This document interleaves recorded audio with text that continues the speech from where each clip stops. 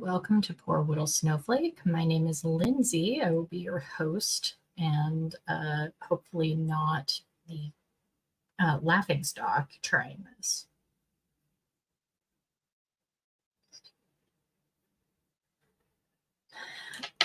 Anyhow, today we are... Oh, hi, Trisha.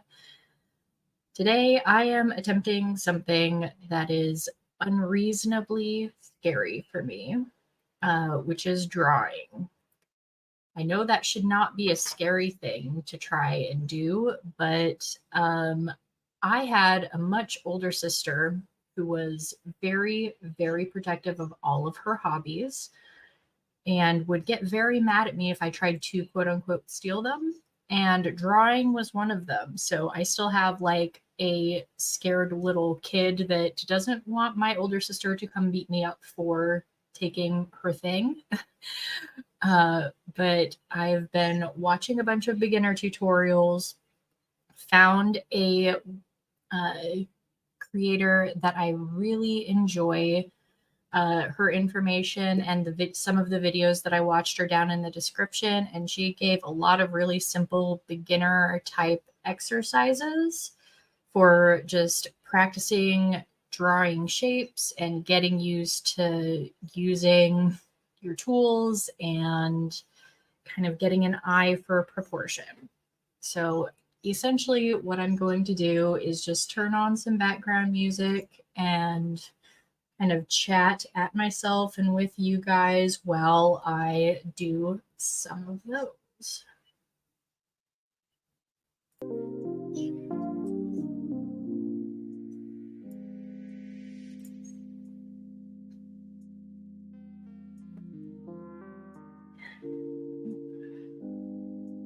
It is unreasonably difficult to just like put a pencil to paper. But I gotta do it at some point.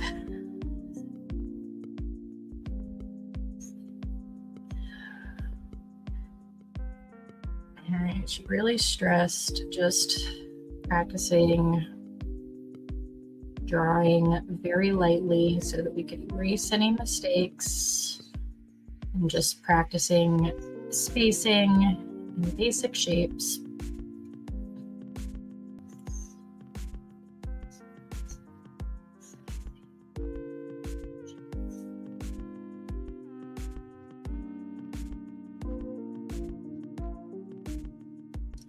How you doing today, Trisha?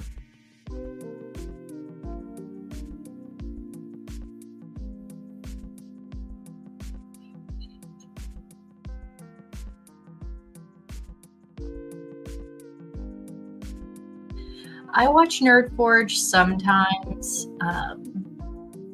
when they have like a project that catches my eye. Not all the time, though.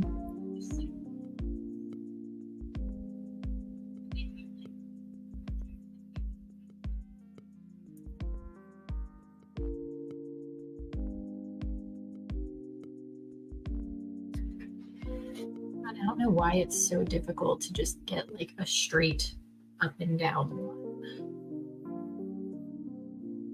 Trying moving the angle of my paper relative to where my hand is.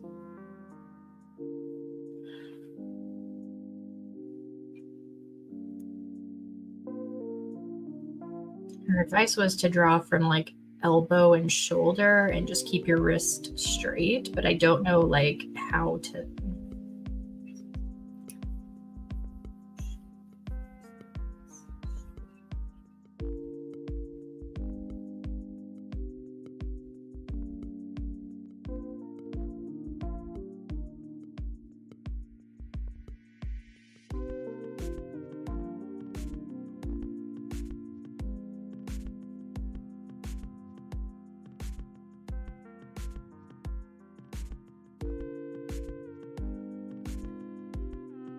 She says drawing was one was interesting to see how far he came from where he started to after learning techniques from her and some other tutorials, and they linked them in their description. I'll have to go check that out.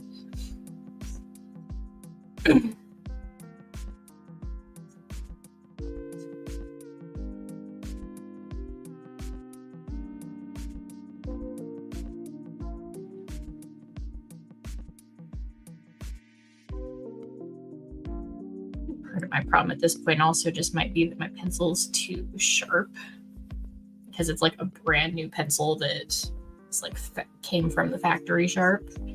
So it's making a lot thinner lines that just look messier.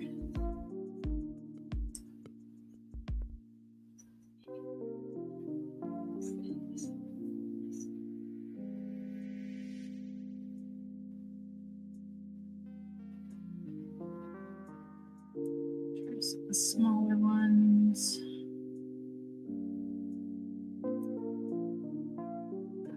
It's also a lot harder to get pressure even going up and down versus side to side.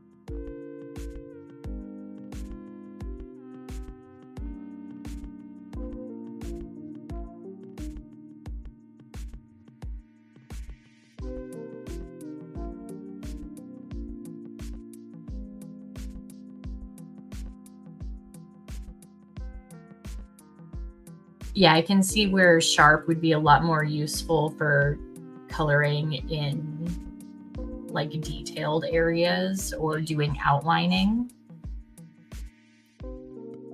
But when I'm just trying to like sketch a vaguely straight line, it's hard to keep pressure light, and with the teeny tiny little point on there, also like make it just look neat relatively. Though considering this is the first time I've even attempted drawing in probably about 15 to 20 years, I probably should not be too worried about neatness at this time.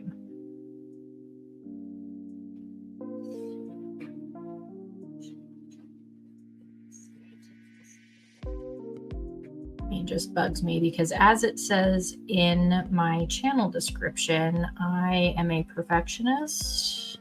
I was kind of conditioned as a child that if I'm not a savant at something the moment I try it, then it's kind of not worth me even doing. And so it really bothers me, even though I know it's completely illogical, it bothers me that I have to practice at stuff and things aren't going to look tidy first time. Hi, Kestrel.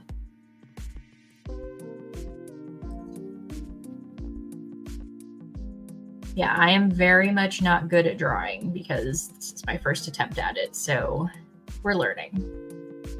I'll probably be picking a few different things that I really want to work on getting better at and just kind of rotating through them each week.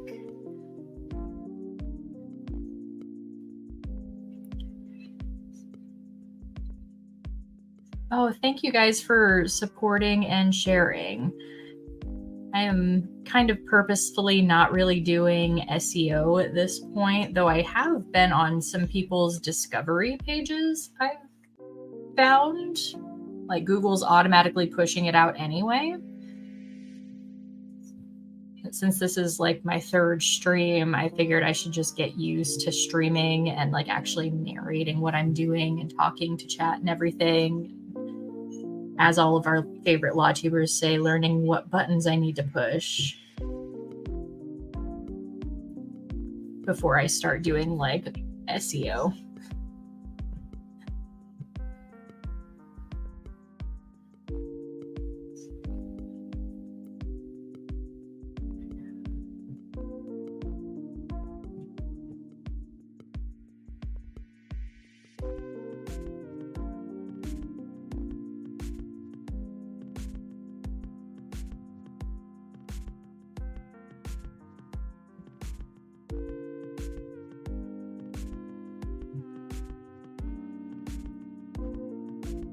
I'm already not following all of the advice that I saw in the beginner tutorials that I saw. But I cannot make my arm move the way that they advised drawing from the elbow. So I'm just going to have to practice and figure it out from primarily wrist movements.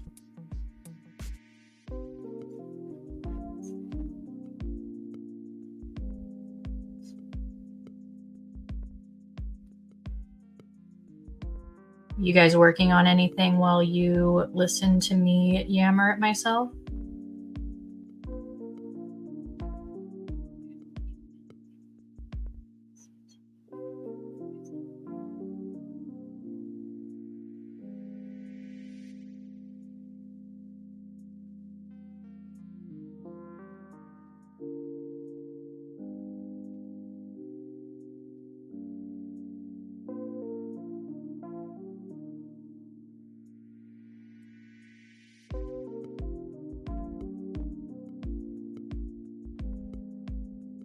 Oh yeah, finishing up work before you start on crafts is pretty important. My workday usually ends around 4, which is why I try to start at 5. It gives me a good little buffer to get some food and a little afternoon hit of caffeine. Circles are going to be the death of me.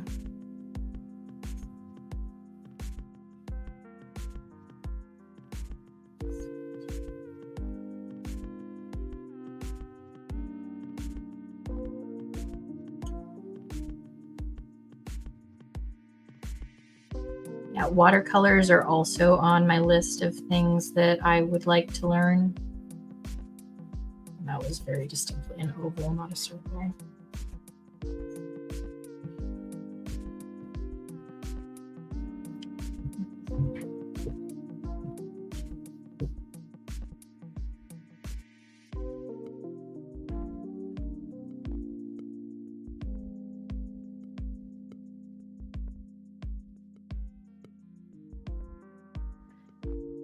Yeah, I like to start my day a little bit earlier so that I can get off and have the afternoon. Like, it is a gorgeous 67 degrees up here in Seattle right now, which is like my favorite type of spring afternoon. It is not too hot.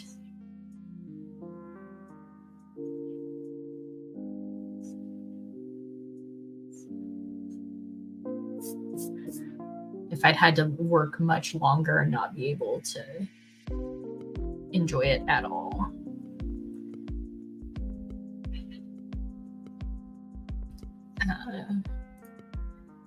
The reel I saw was literally putting drops of water on a canvas, putting a little paint into those drops and let dry, and it looked cool. So I have a Dollar Tree canvas and $1.50 Walmart watercolor palette.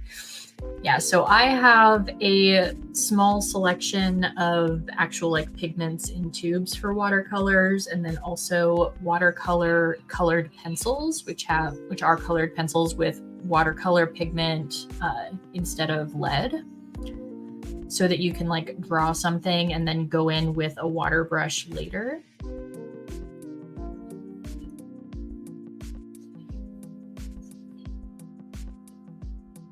And I want to learn both of those methods of painting. Fortunately, for a lot of the stuff that I want to learn to paint, drawing is kind of the first step, because I can do abstract stuff okay for painting, like with acrylic, but I don't have quite as much of a read on how to like do detailed work. I think I've painted one detailed thing in my whole life, and that was the first time I painted ever, and it still looked like a child did it. I was about 26. Kestrel says they have watercolor pencils, don't know how to use them. From everything I've seen, you can use them a couple of different ways. Their primary function was to be like any other normal colored pencil, and then you just add water later to get the watercolor effect. But you can also like just have a wet brush and rub the tip on it to get the pigment off and use it like a color pigment as well. Trisha asks, have I done any paint and sip type classes? I have not. Mostly because of my social anxiety, though I absolutely could just rope my best friend into it because she is also an artist and we have a mutual love of wine.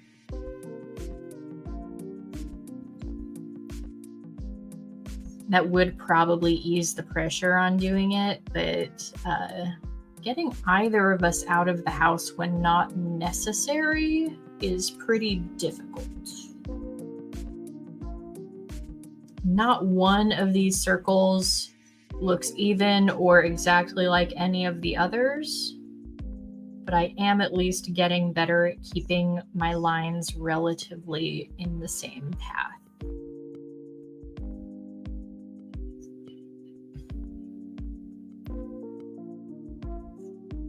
And Trisha says, I didn't think I could paint until I did one of those and learned how easy some of the techniques are. Yeah, I know a lot of it's easier than I dread trying, but I don't know. It's just kind of getting over my nerves to go do the thing. I also want to do one of the like ceramic and sip kind of things.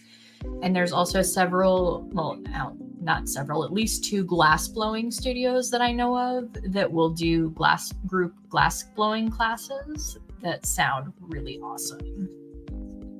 I've watched a couple of those, but never participated.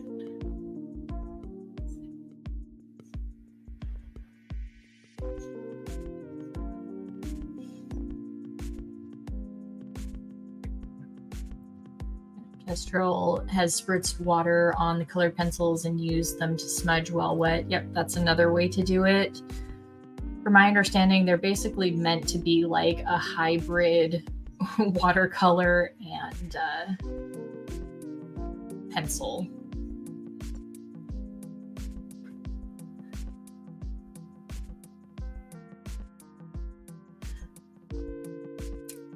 Trisha says, oh, my husband has done the glass blowing. I wouldn't have the strength in my arms for it or tolerate the heat. Yeah, it does get pretty hot in the studios, but I'm sure the strength is something that could be built up. I think my back would do worse than my arms.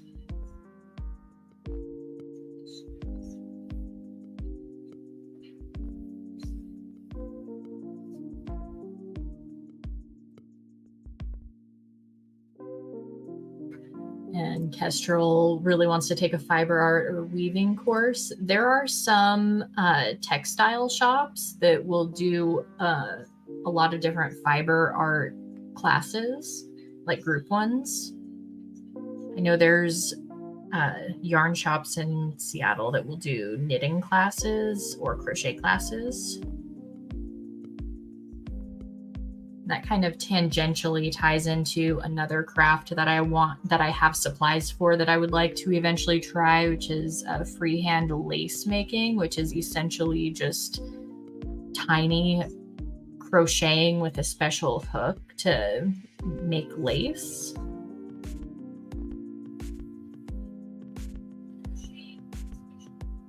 My grandma, especially when I was little, was big on crochet, and she used to make these absolutely beautiful crocheted angels that she would then starch and go sell at like Christmas markets and stuff.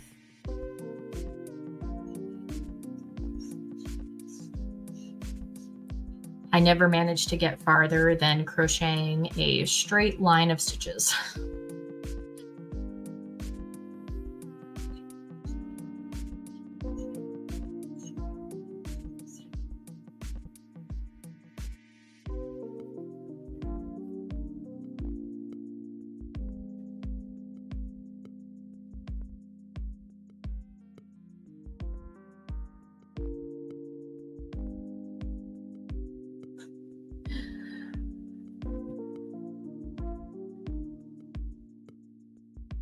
Well, Trisha, I hope the pipe was worth it, whatever he uses it for.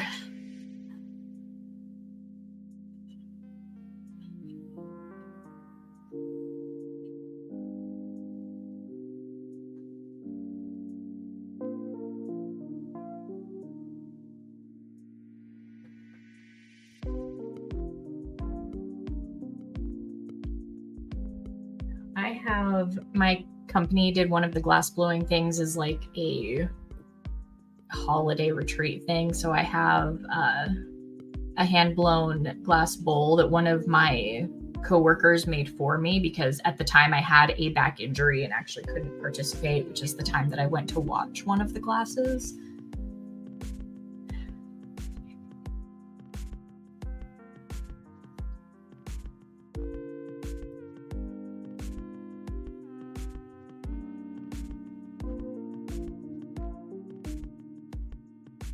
Kestrel says, my problem is I want to do everything all at once. Same, girl. Like, I have so many art supplies. When I recently went through and like cleaned out and reorganized my entire apartment and got all of my art supplies in relatively one place.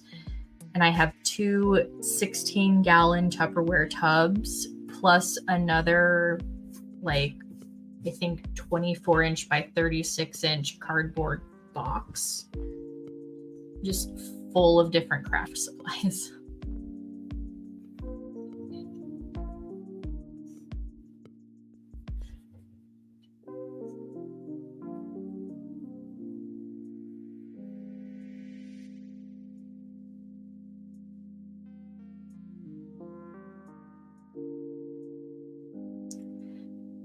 Yeah, the toys and the supplies are the hard part, notably restraining myself.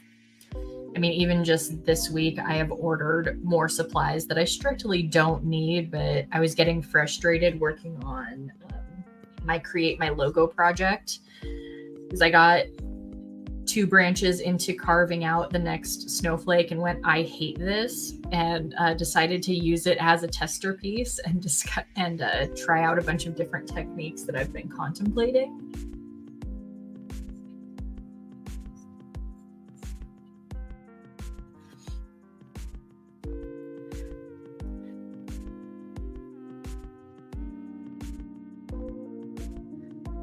Kestrel also needs an animal-free space to craft. Yes and no. It depends what you're doing. If it's stuff that getting hair in is a problem or that will be toxic, then yeah, figuring out an animal-free space would be a priority. But if it's just that they won't leave you alone, that might be a matter of just training them to leave you alone or getting something that they'll be distracted by.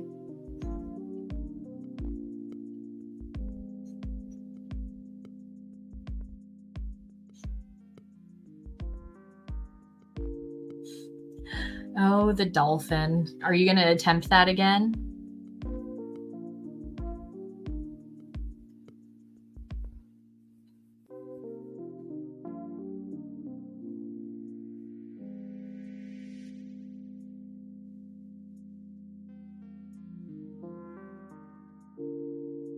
Someday.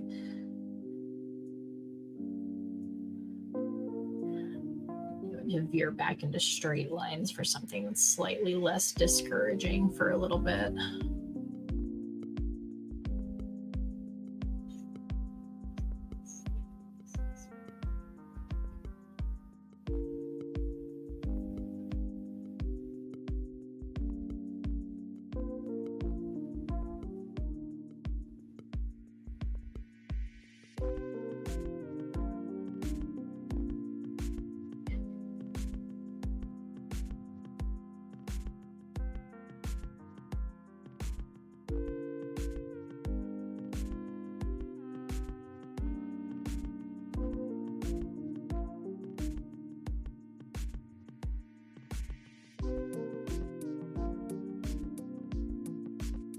Trisha has a bunch of those mini-verse kits to get through and then other projects lined up first. Understandable.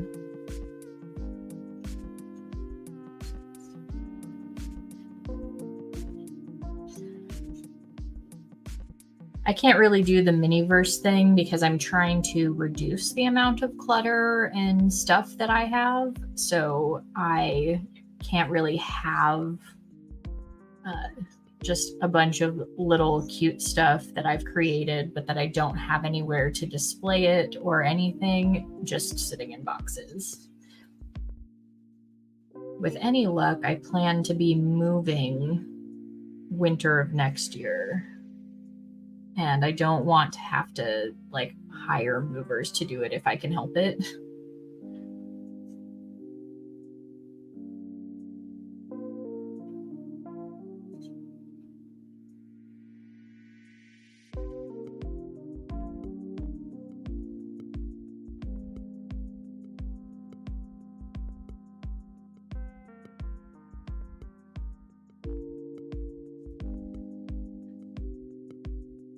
Yeah, watching the Miniverse stuff is fun. I do have some UV resin that if I get just absolutely discouraged with the drawing, I might switch over to doing that, even though I don't have any really good molds for it.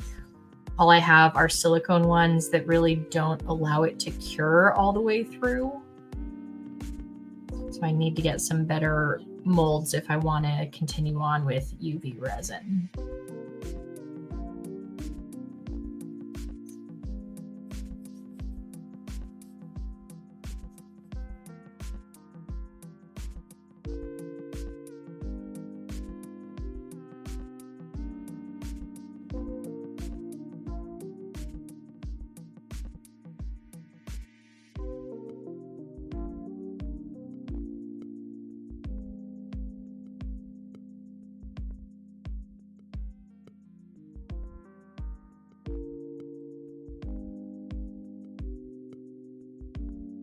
Yeah, so the silicone molds I have are like technically clear, but they're made for pourable resin though, so they're so thick that the light doesn't really get through them properly.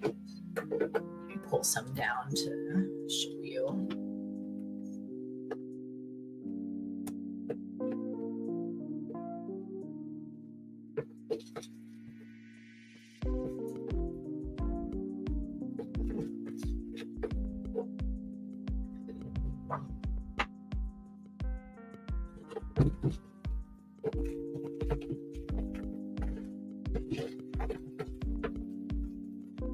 Where are they hiding?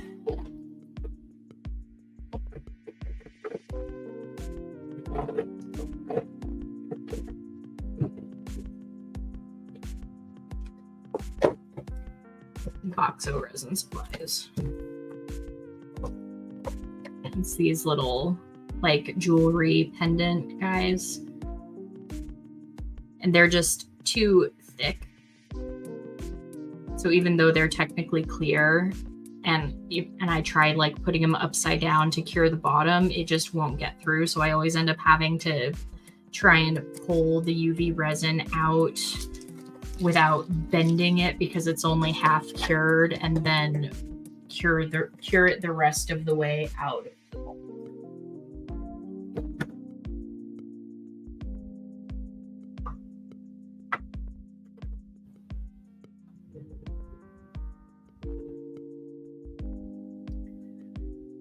Cricut is so tempting. When I was in high school, I actually did this program out of vocational school where I learned to do like designing and cutting on an industrial vinyl cutter for sign making and stuff. So I used to have like the industrial version of what is now the commercial Cricut.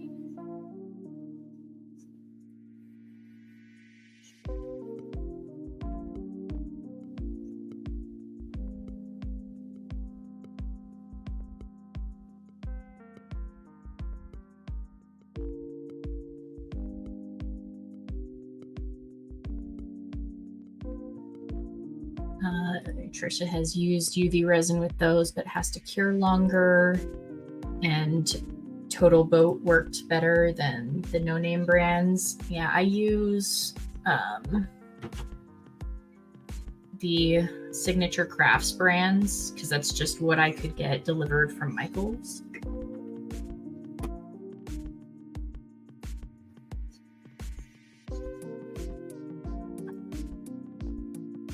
Yeah, they were cool skills to have when I was still in high school and immediately after when I was still living at home, I had a small business in my very, very small hometown doing like sign making, and I would make custom car decals and stuff.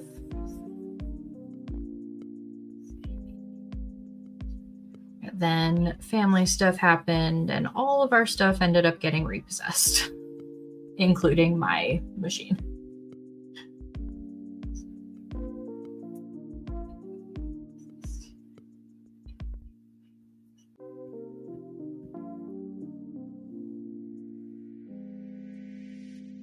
Yeah, it happens. It was the 2008-2009 market crash. So at the point that the house got foreclosed on, they took everything of value they could to get their money back.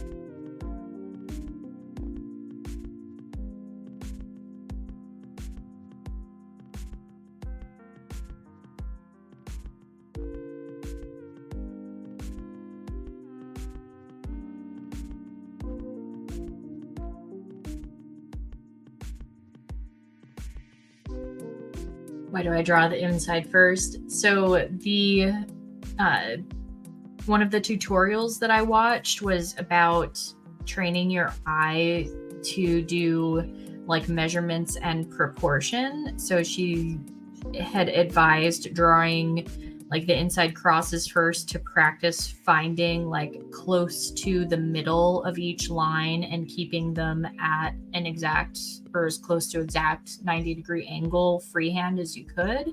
And then drawing the box around them is to double check that you made them the same length.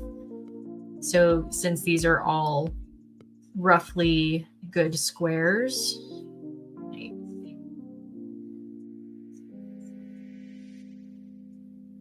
that means I got pretty close. Then the next one after this is doing this, but with more lines in the center, and then using a circle around the outside to make sure that they are all the same length.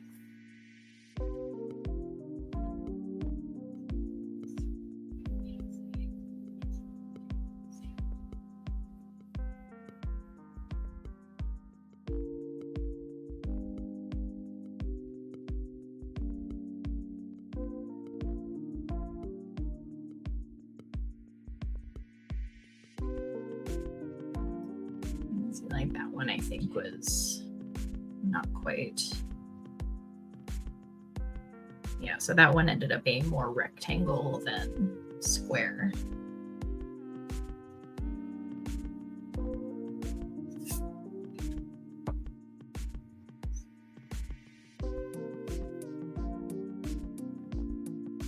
That's better.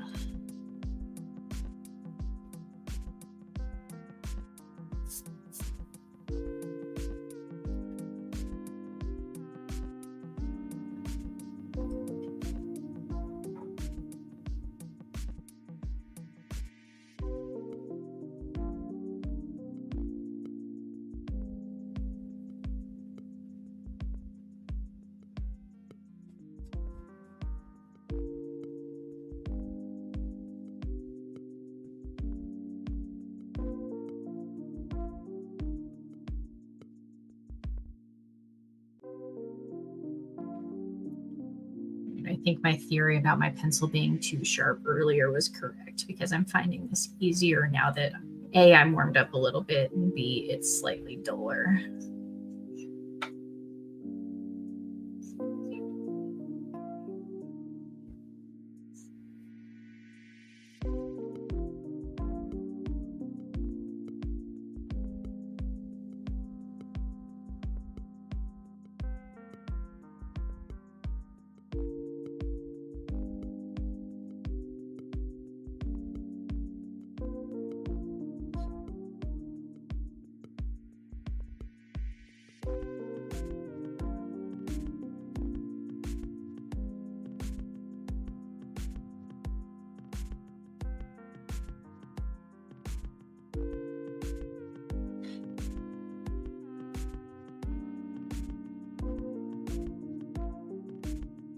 Not a perfect circle, but I think that might be because I was putting too much curve in some of the lines. And again, perfect circles aren't the goal, just training myself to freehand angles and proportion.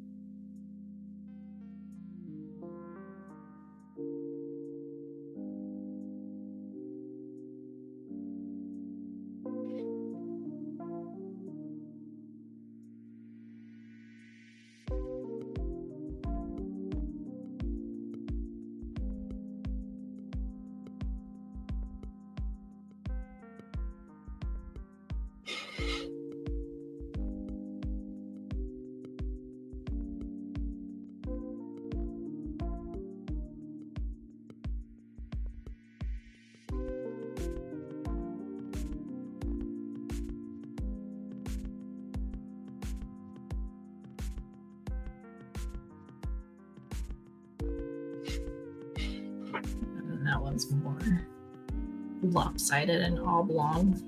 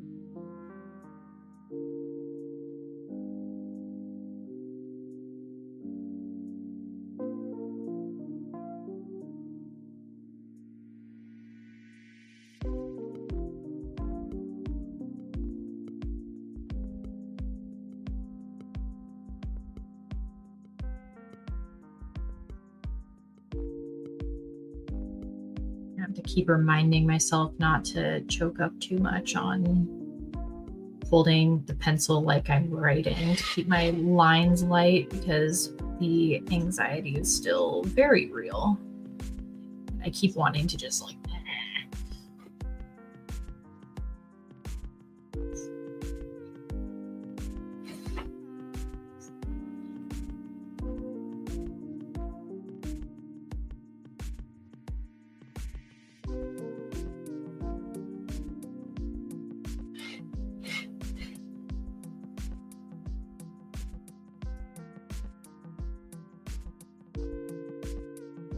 that one's a little bit better.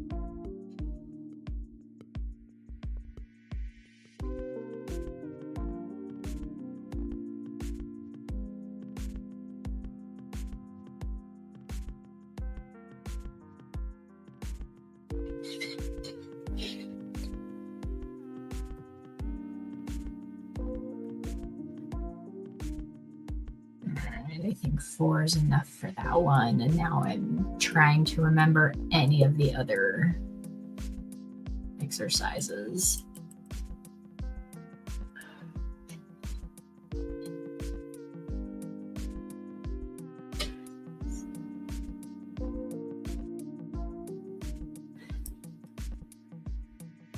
All right, I was drawing dots in straight lines in different spacing and configuration.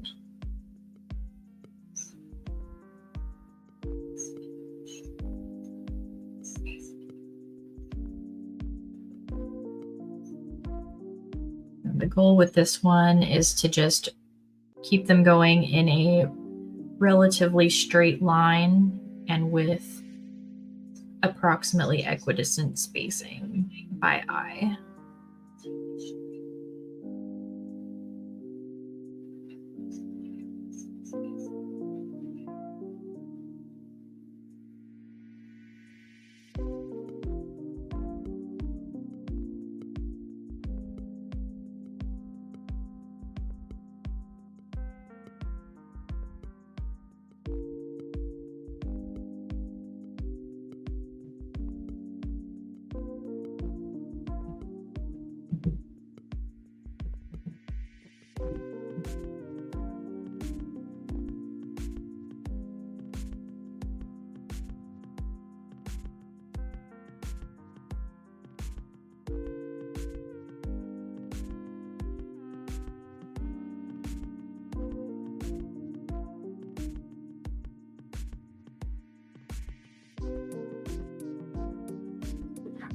This one, the ruler to see how close to straight I got it. Not too bad. A little bit of deviation, but not much.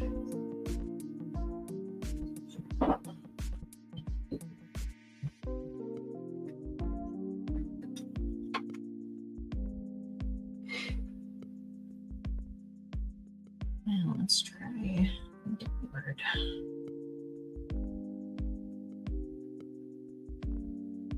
Spacing's already off.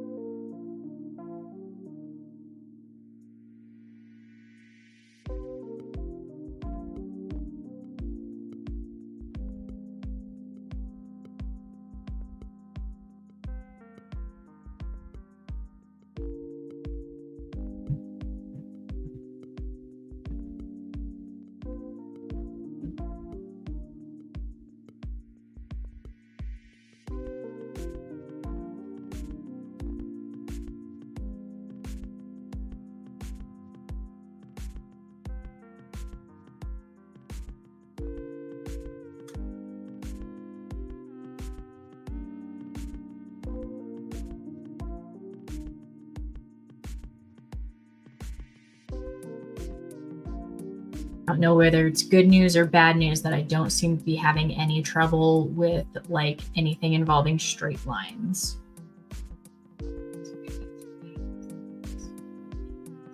But that I'm super duper struggling with anything with a curve.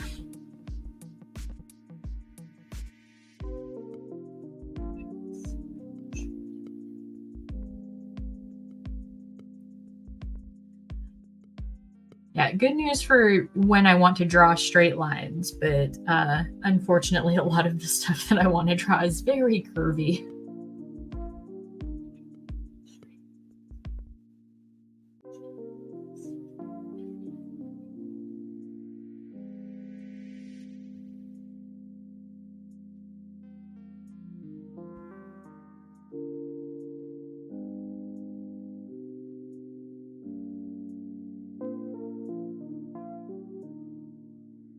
I can already tell this line of dots is going to be super wonky, but that's okay.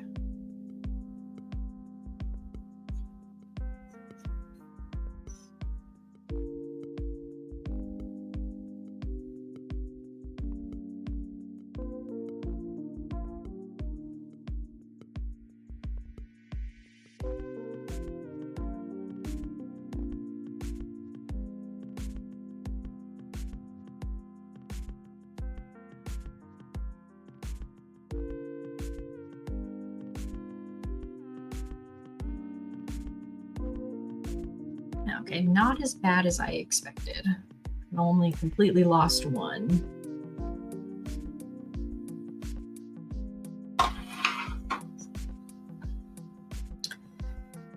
All right, I think that's most of the practice stuff that I was looking at. So next, I purposely tried to leave a little bit of space open. I'm going to attempt a very, very basic sketch of like a cat's head.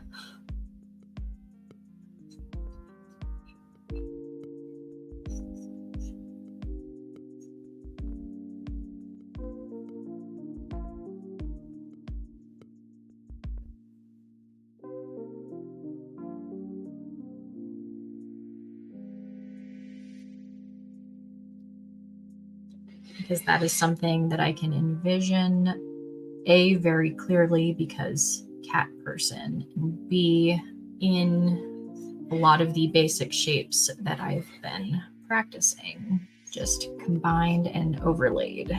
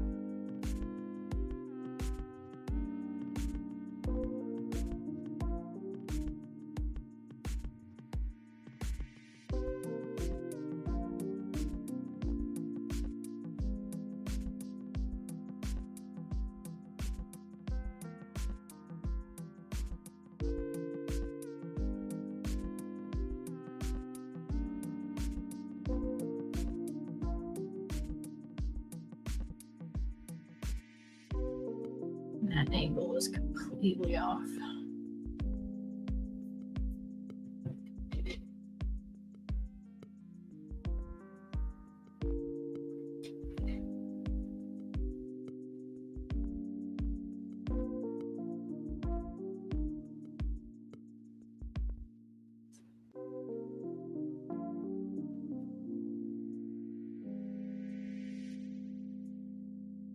It's slightly better.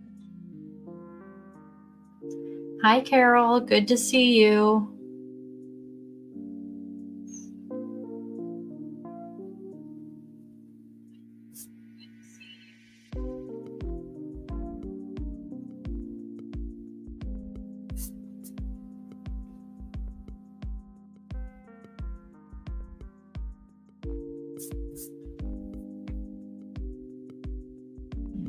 It is almost recognizably a cat.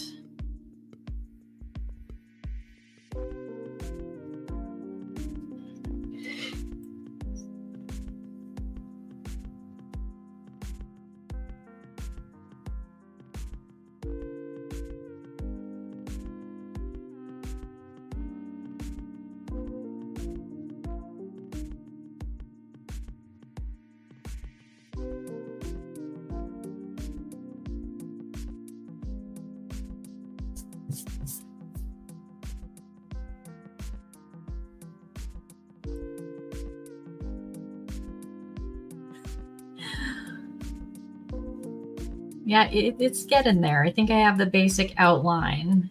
Now I just need to fill in the details. The ears are not quite in proportion, but that's okay. Some cats have tiny little ears.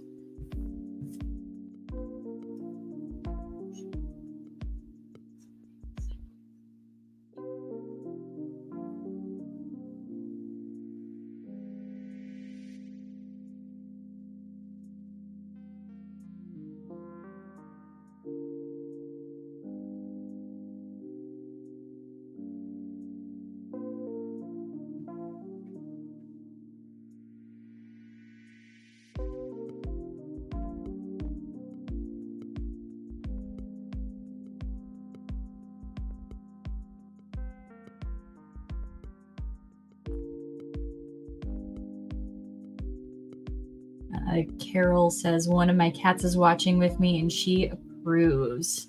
Good to know.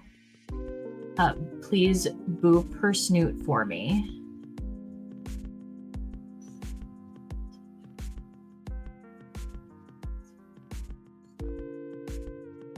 I'm going to redo the first eye because after the second one, that just looks dumb.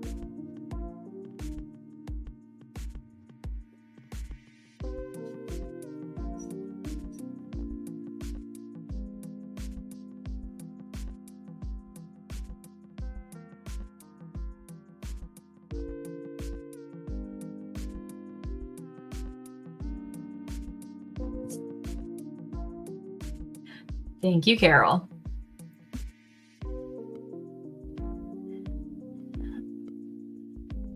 As of tomorrow, I will be cat sitting for my best friend who's going to London for her birthday. Or not London, Paris for her birthday.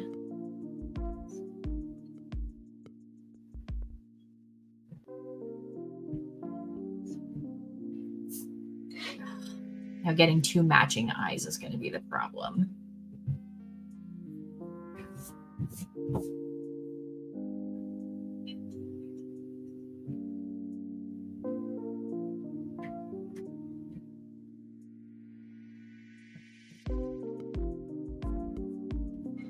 Oh, good enough for now.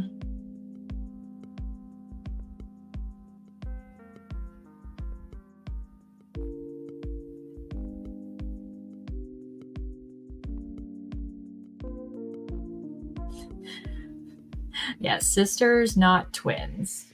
For my first attempt ever, I'm going to take they could be related in an alternate universe.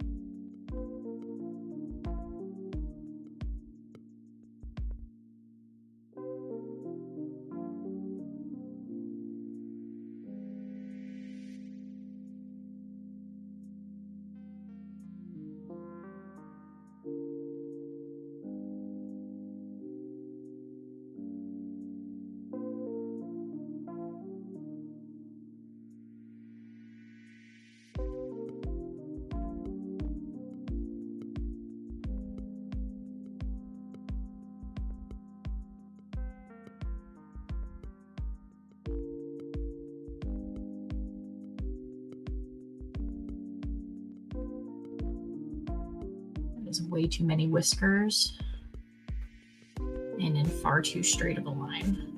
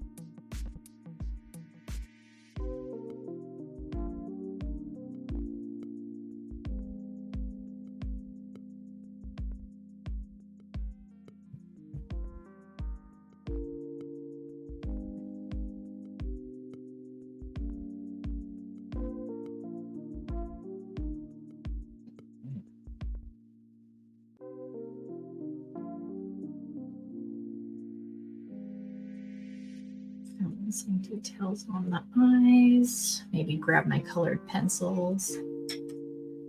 Carol says, if this is your first ever attempt, I can't wait to see when you've been at this a few weeks. Thank you. That is a very kind assertion.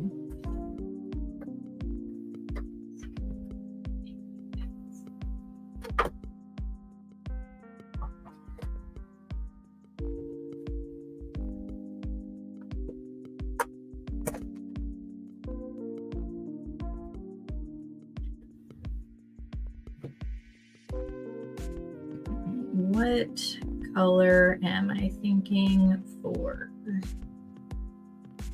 pupils? Green, yellow,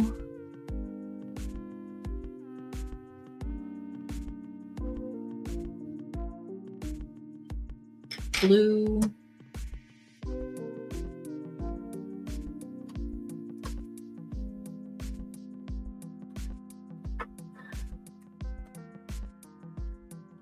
Trish is a fan of a green-eyed cat.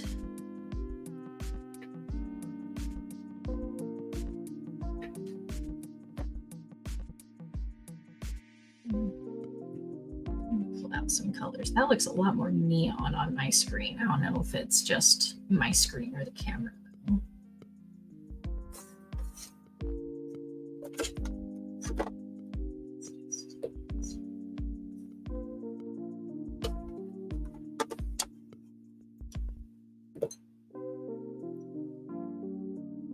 Yeah, I think I'm feeling green too.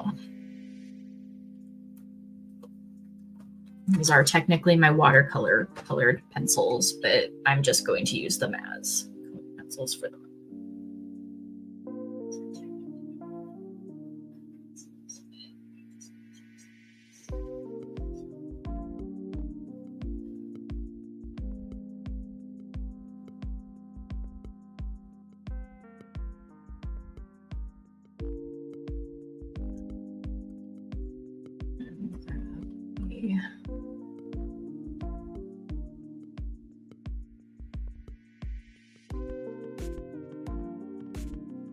Fleshy color, and do I have a black?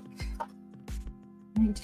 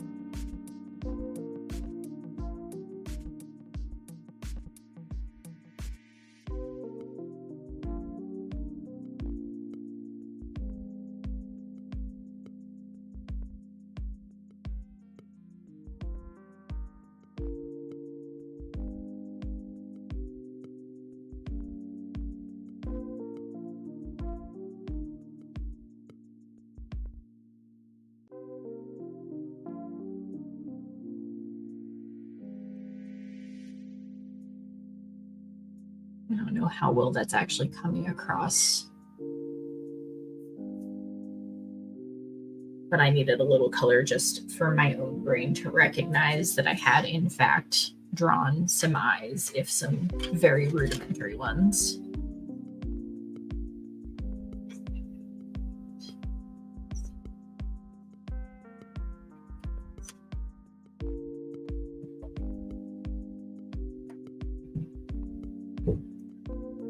All right, attempt 1 is in the books. And it's only been about an hour, so I think I'm going to switch tracks and do something else for a little while just to give myself a break after I remember to put a date on this to track my progress. Not 3, it is March now. It is April now. Can we tell how frazzled I am?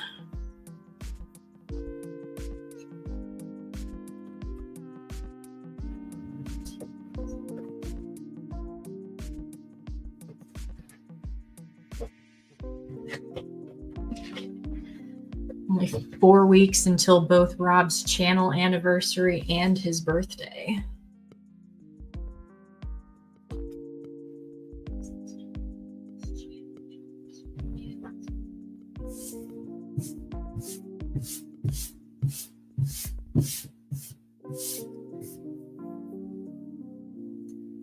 All right, now the question is, what do I want to do next?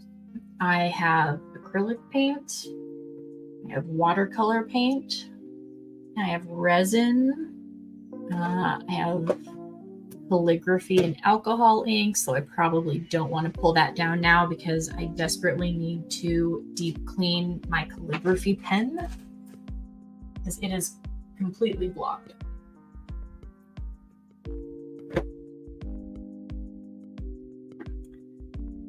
I mean, I also have woodworking projects and stone carving and a bunch of sewing stuff, but I don't feel like pulling any of that. So I think I'm going to stick with two-dimensional arts for the moment.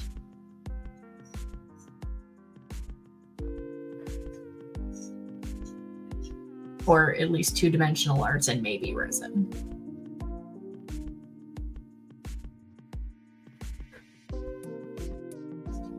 Paints of some kind? We can paint. Let's paint. Let's do some watercolor.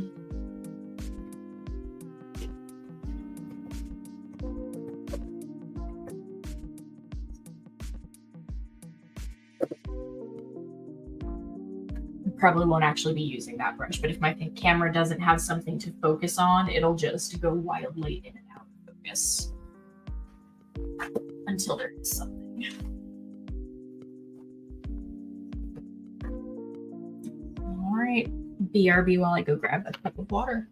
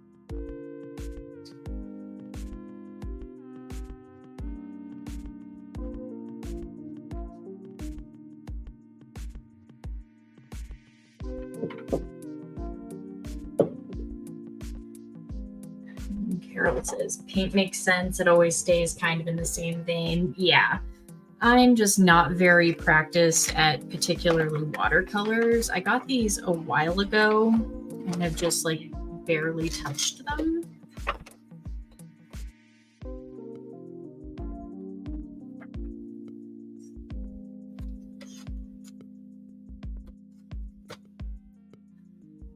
I actually got 2 cups of water so that one could stay clean at all times. Hard to show you, but one's Emily's limited edition Grumpy mug. And the other's a Lawyers and Dragons. I think L&D will be my clean water cup and my Grumpy cup will be my dirty water cup, because that's just the logic. What's for dinner, Kestrel?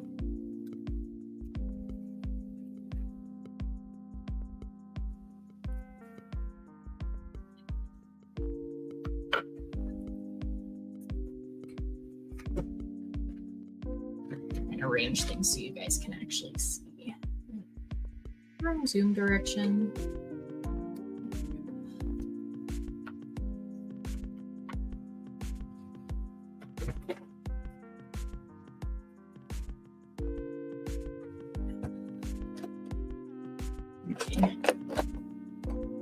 Giant bucket of paintbrushes.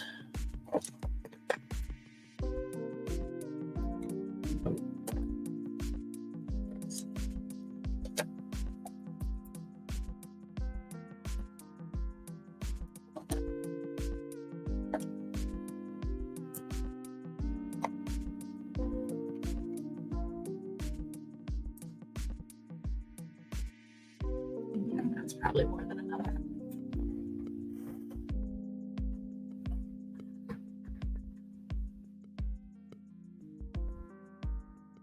BLTs with potatoes and salad sounds fabulous. I snuck in some dinner in between getting off work and stream, by which I mean I realized I had 10 minutes before the stream and heated up some frozen meatballs and threw some marinara on them because I didn't even have time to cook pasta.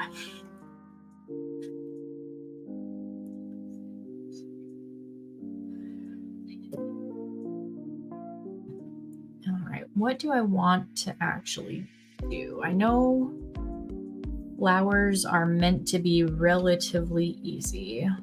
So let's just pick a color.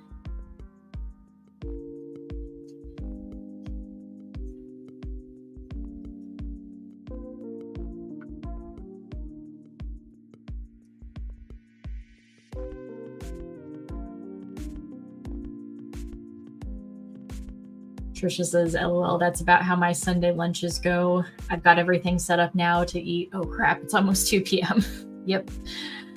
I was busy chatting in the Roll of Law Discord because someone had asked about tips for finding deals traveling and just got totally derailed. I was like, oh no, I am starving and I'm planning on being on stream for the next couple of hours. I need something, some kind of calories. I pulled a full Emily and went, oh, I just need calories.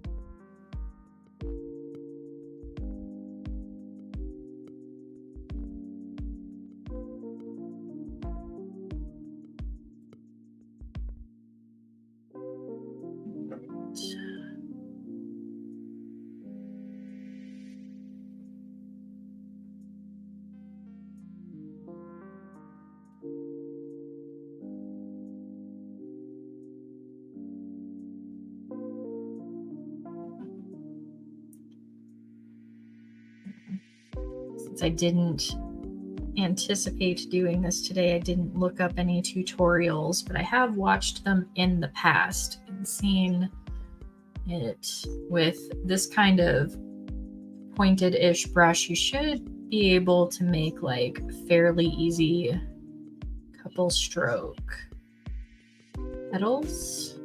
I just need to figure that out.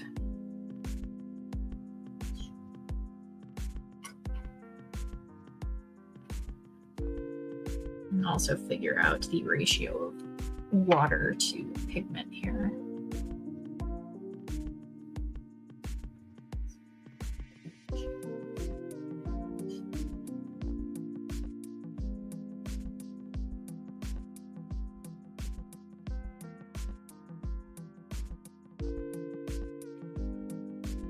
The sum total of my experience with watercolors was when I very first got these, I attempted to use, this is the watercolor pencils, and then this is the pigments and background, and I attempted to draw and use those, and then use some masking liquid, and then do the background and everything, just as an experiment.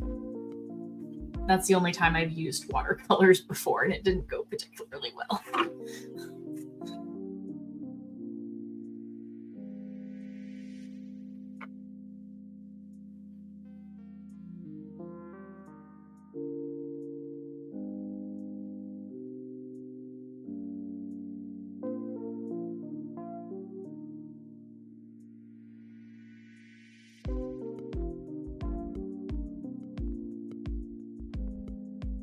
And I somehow managed to get blue in my pink already. Oh well.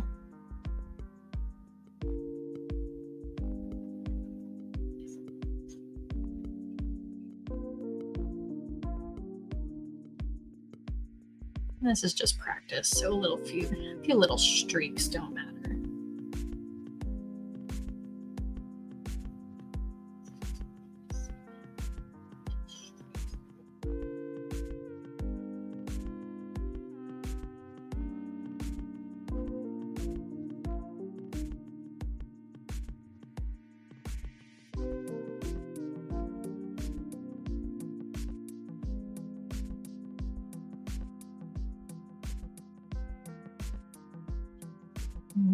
Kestrel says, waiting for the weather to cool again. It will PDX spring. Then I'll bake a ham. Yeah, we're in the false spring phase here in the Pacific Northwest, aren't we?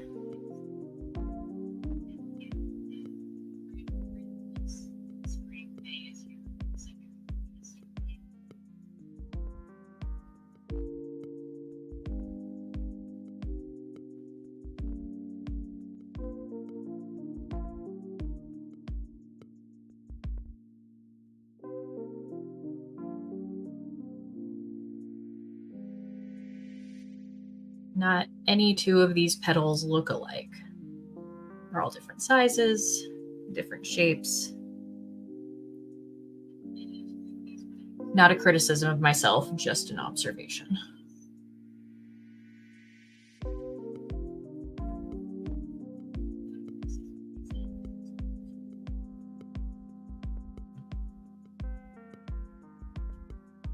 Carol says 60s here in Indiana the past couple of days. Snow tomorrow night in the forecast. Yep, it was actually supposed to get cool again yesterday, and then the forecast changed to allow for a couple more days of nice weather up here.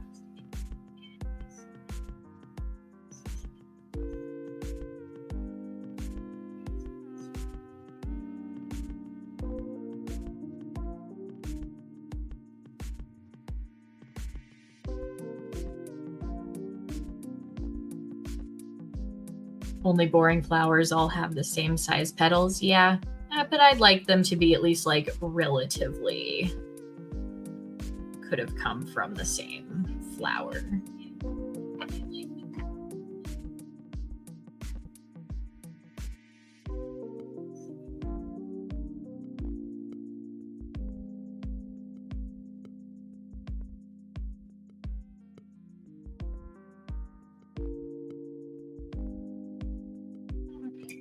That's, again, not too bad for my second attempt ever at something.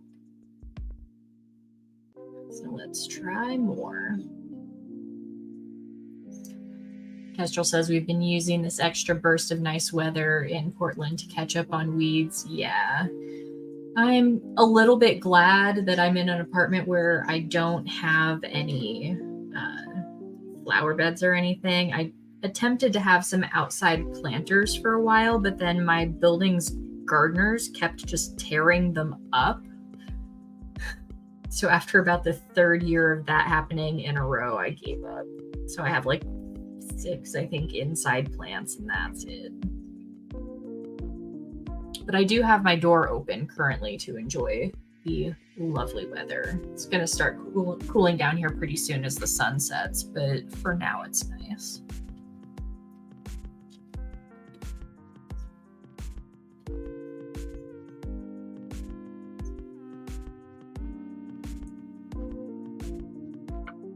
Let's do some red this time.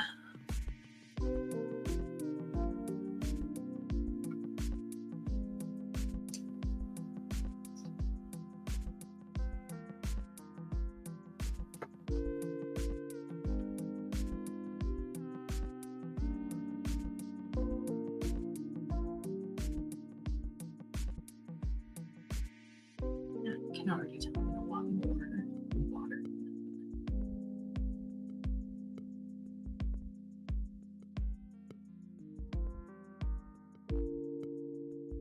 I don't know why I'm trying to use my brush to get water into the little cup when I have pipettes right here.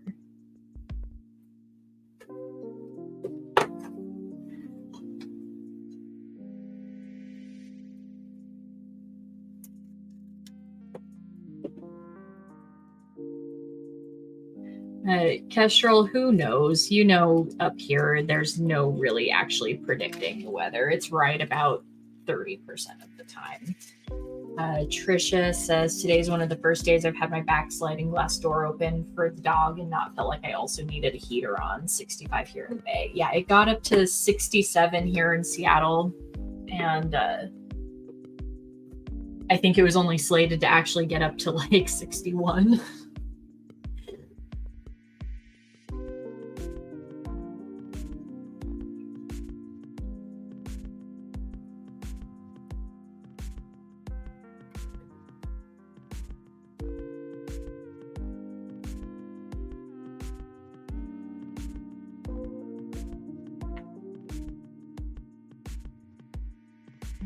Let's try more.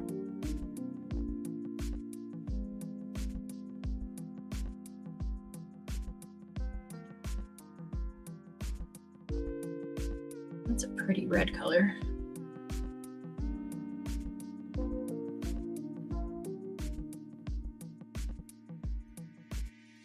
It's exactly what I tell my dad-in-law when he asks me the forecast. Yeah.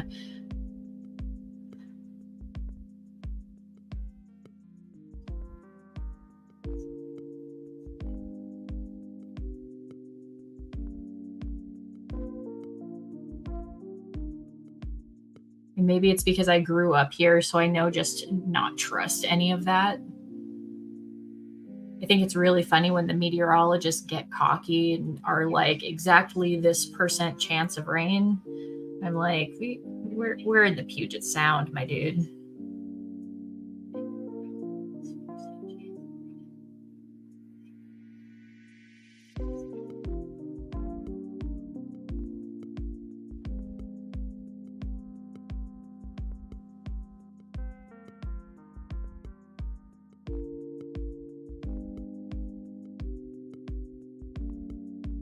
Oh, that's a road petal.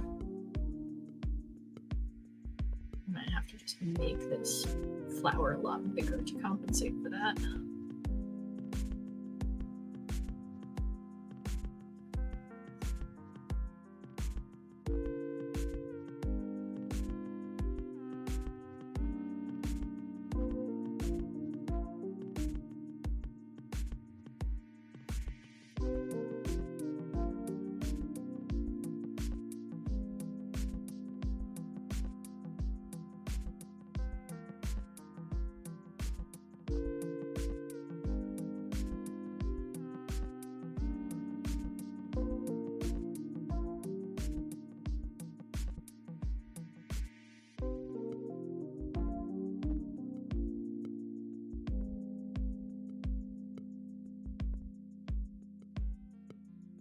And then some little traily bits at the end.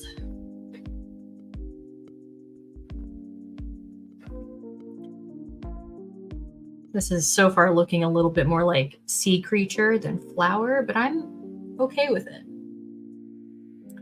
And Trisha says they look like those flowers that bloom out of the pods. Yeah, a little bit. There are some kind of Asian versions of lilies or Asian varietals of lilies that have this kind of wispy, irregular texture or shape, rather. I know how to words.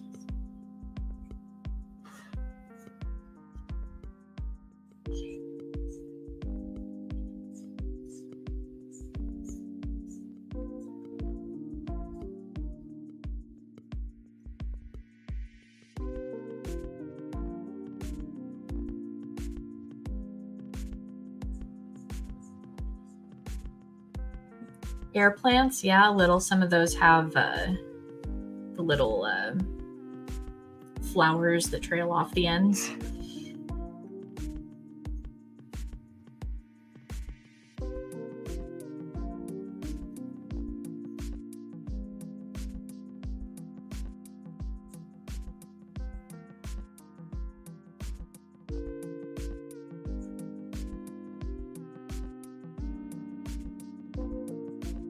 And since I ended up painting flowers, I almost wish my co-counsel approved mug was clean to be using that, because I feel like co-counsel would absolutely approve of that mug being used for paint water.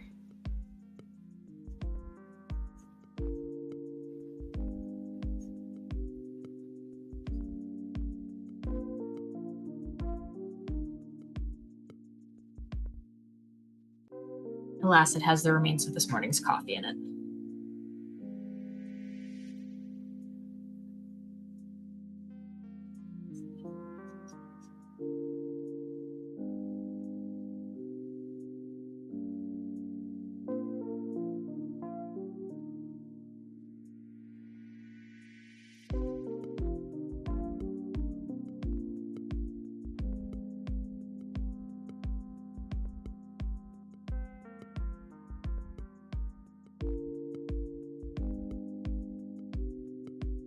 These just keep getting bigger and bigger the more I futz with them. That's all right.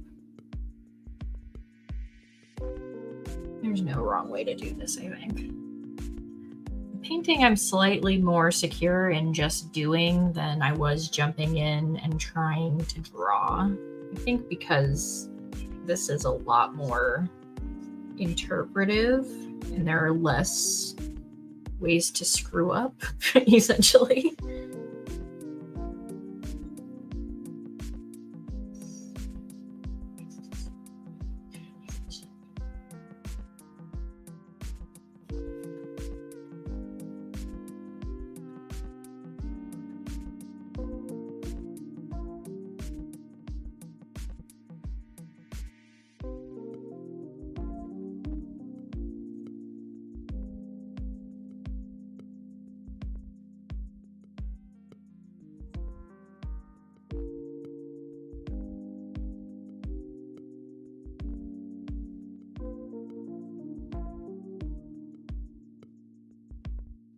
Trisha says, strangely, Googling flowers and pods does not help me find what I'm looking for.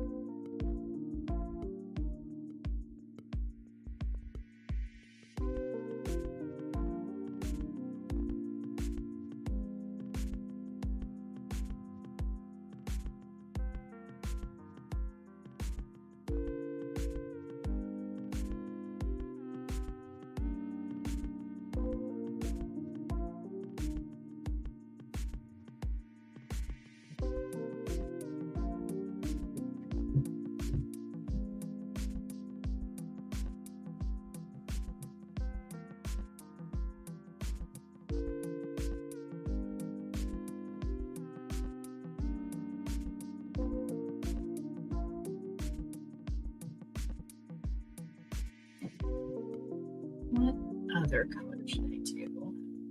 One kind of pinky purple, too bright red.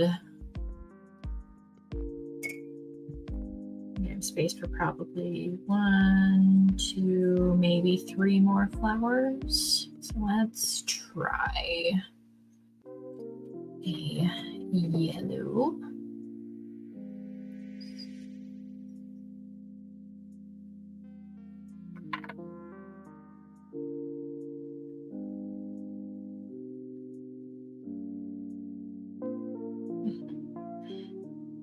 Until these pigments have separated slightly. Hopefully water helps this one.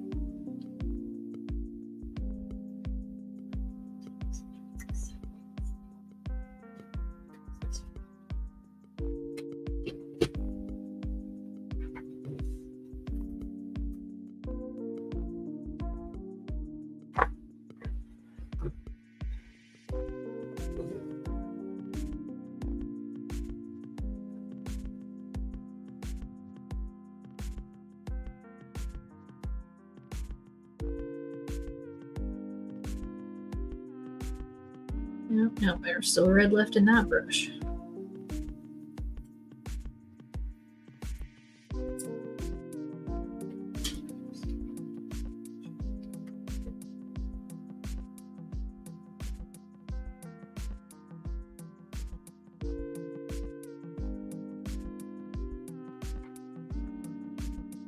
Okay, I think I got down to some of the actual pigment, not just the medium there. So turn out a slightly orangey color.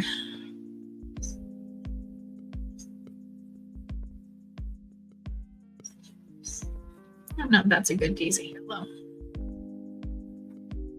No, technically I'm supposed to go lightest to darkest or switch brushes in between, but I cannot be bothered. This is just playing around and having fun.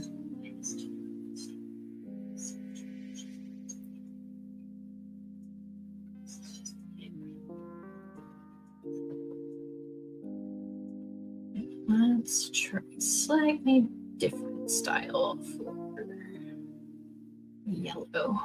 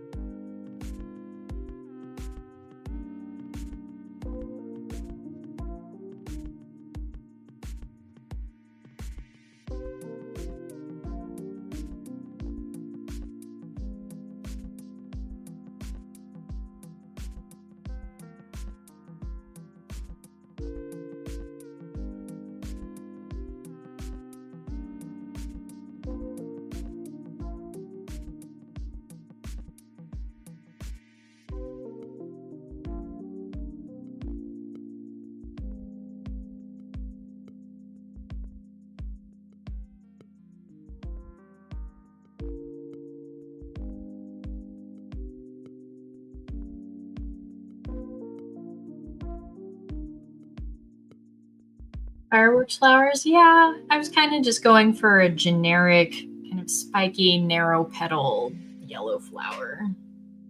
Oh, or is that in response to Trisha?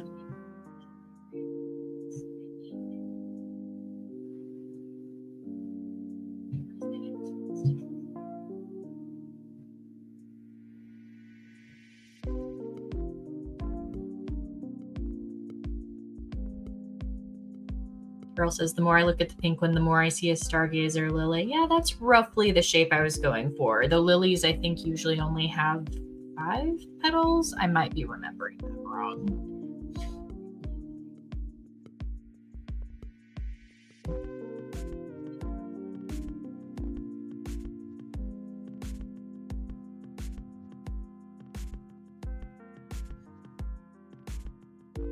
So I think stargazers are actually usually more of the red and yellow or red and orange coloration. But my mom used to have some pink and white lilies in her garden that I was responsible for taking care of.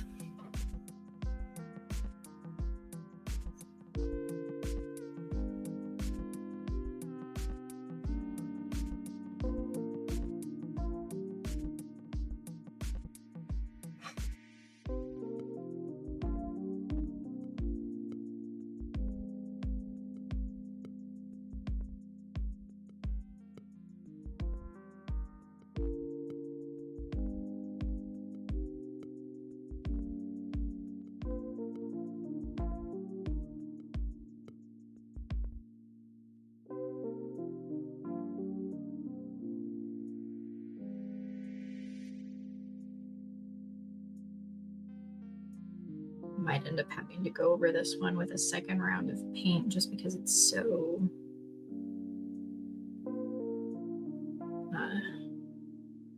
sheer out towards the ends.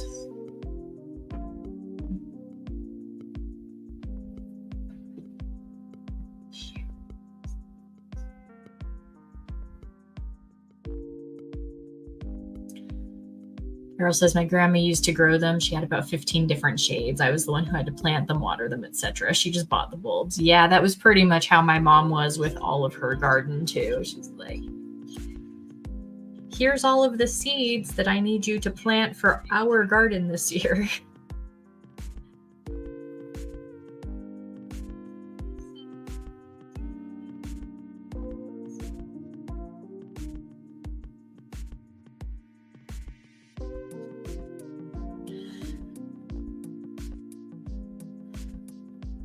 I think any child born before the year like 2002 was probably used just as free labor.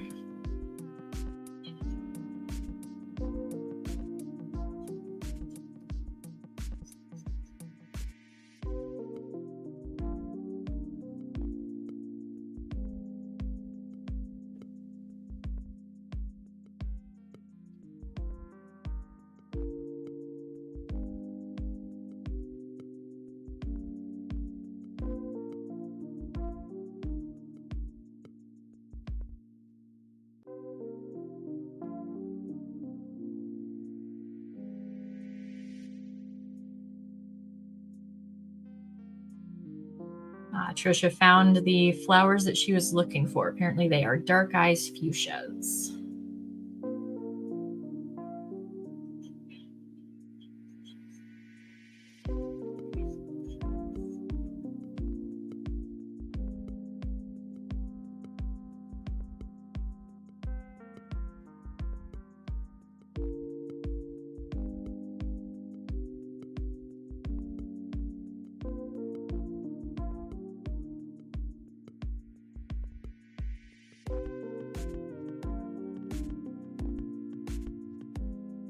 Kestrel says, we were renters, so my mom just paid for a yard service. I wasn't allowed to garden, so I snuck seeds into odd places and hoped the service would overlook them.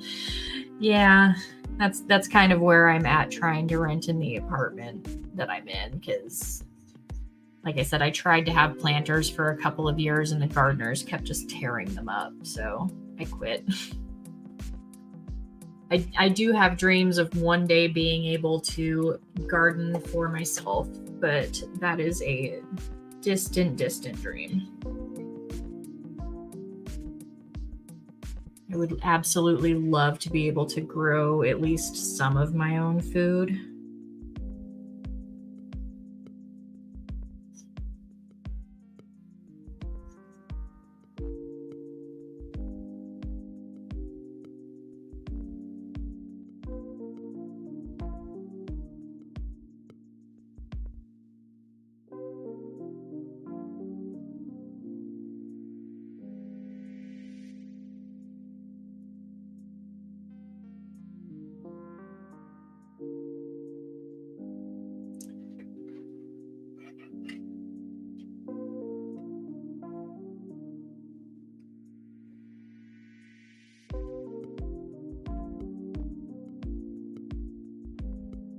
One thing I really like about watercolors is that even though I mixed up way too much of these pigments, I can just leave it sitting in this and it'll dry down. And all I have to do is rehydrate it at a later date and it's still usable. Whereas acrylics, if I did that, I would just be wasting an absolute ton of product.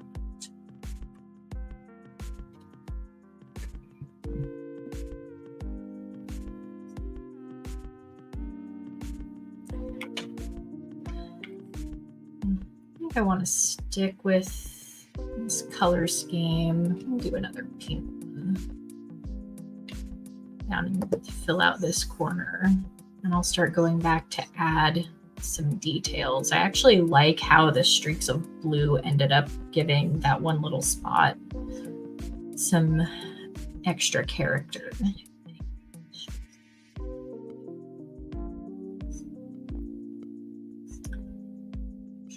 Carol Gross says, I love acrylics, but I hate how much I waste. Yeah, same. I have, actually, let me grab the paintings that I did last week.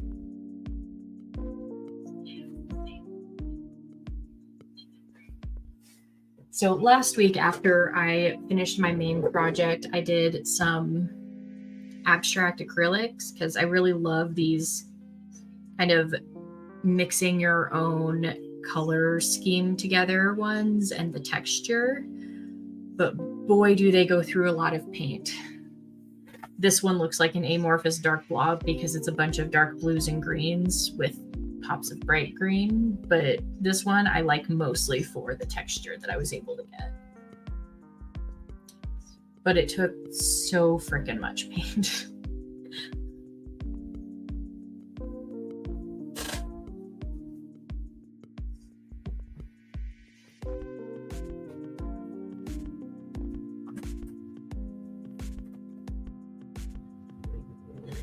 Trisha says, I keep seeing ads for wet palettes that you can reuse and pour some into and close the lid to save. Yeah, those have been around for a while. The problem I've found is getting ones that not only actually seal fully, but also that don't wear out over time after a few uses.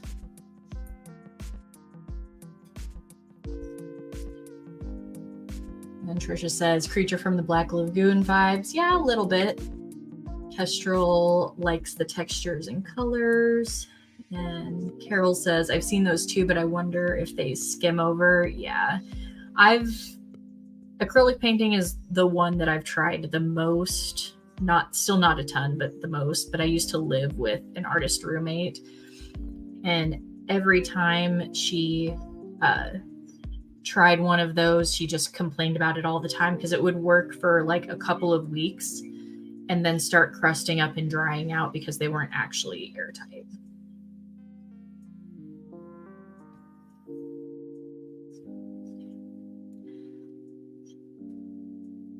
If you're looking for a medium that will stay usable longer, I've heard gouache is pretty good at staying usable even once it's open because it's a hybrid acrylic and watercolor.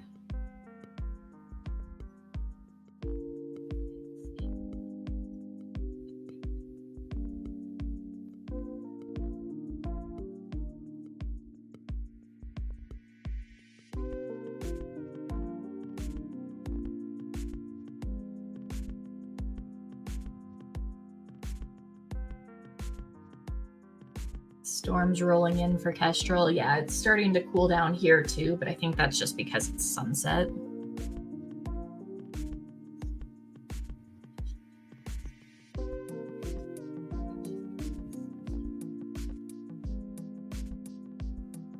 I put way too much water in this pink color.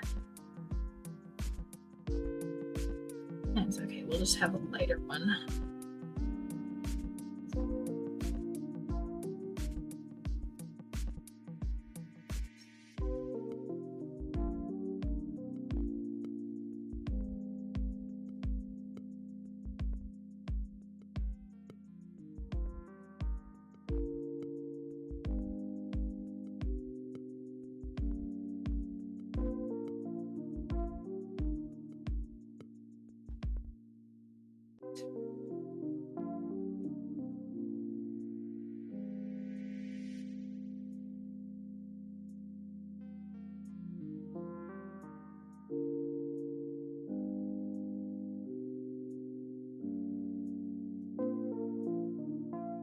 Trisha Lynn would like to remind everyone to please do the YouTube things.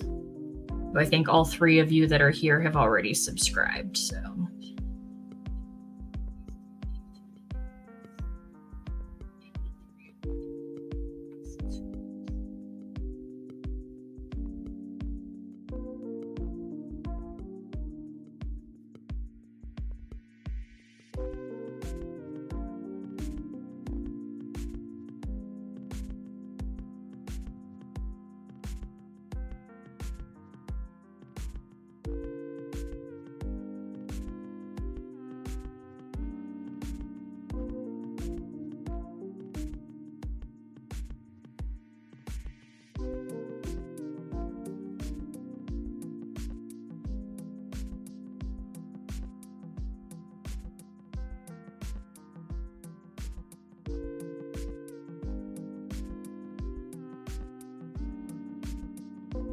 Earl says they're now predicting rain showers for the eclipse day, so 20,000 grumpy visitors in the area.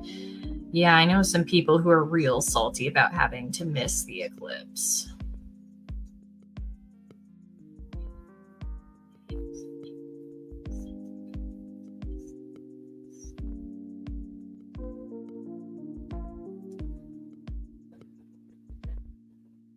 And Kestrel points out, if you don't sub to small channels, they're hard to find. They are.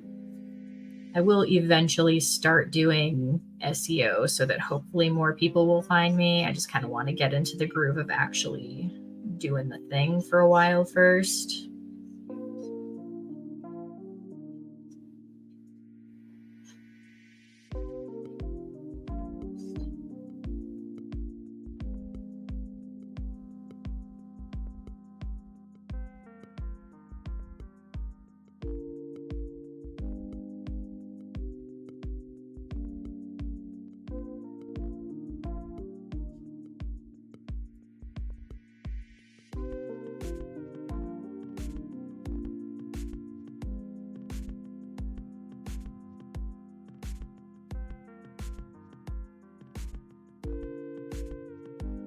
And Trisha says she has friends that drove from the Bay Area to Austin, Texas just for the eclipse. Yeah, I'm not surprised. People are going nuts over this thing.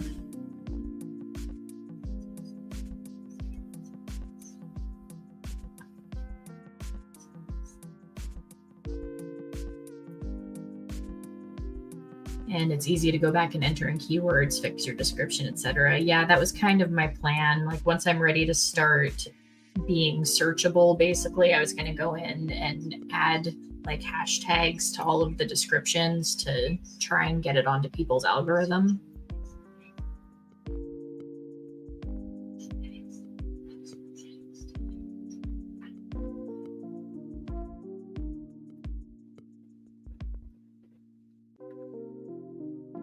Now I like the blue that I accidentally got a little bit streaky in there. I won't be able to add that to the yellow, but I think mixing up a little bit of blue to add detail to the pink and red ones would work. Do I want aquamarine or Prussian blue? Aquamarine, I think.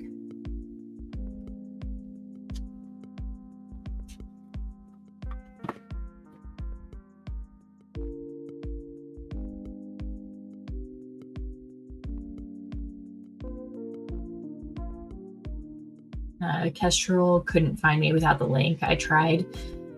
Yeah, that's unfortunate, but until I get a little bit bigger, I just kind of wanted to keep it like direct in my communities that I'm in. So that's why I've been at least trying to make sure to post the link both on the places that people in my communities know how to find me.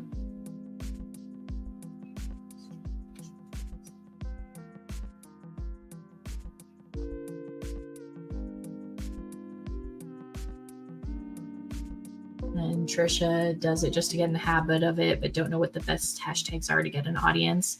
Mostly, from everything I found in my research, it seems to be that the common advice is to tag all of the stuff that you're doing in the video, as well as any like wider communities. So you and I might tag like hashtag art, hashtag art along, or stuff like that other art channels would use, so that we're discoverable kind of by association.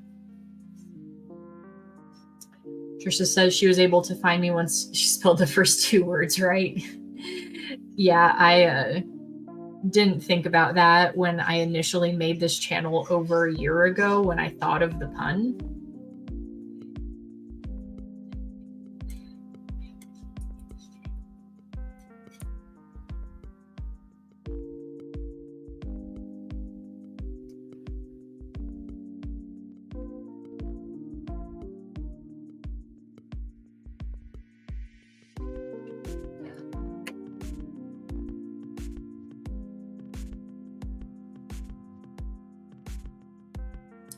It's not looking as settled as I really wanted it, but that's okay. And I just want to add some dimension in here. I am going to thin out this blue a little more though. Even doing watercolor, I managed to get paint on me.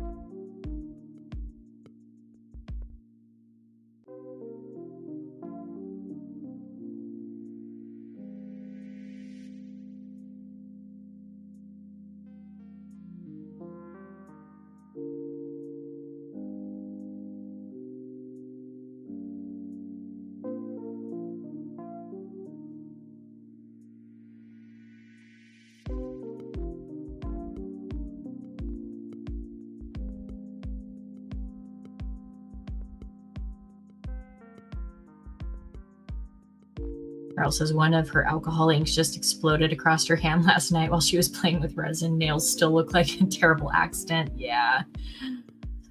Alcohol inks are fun. I haven't played with mine. I'm a little bit mad at one that I just got because it's an absolutely beautiful amethyst color that completely discolors in my UV resin.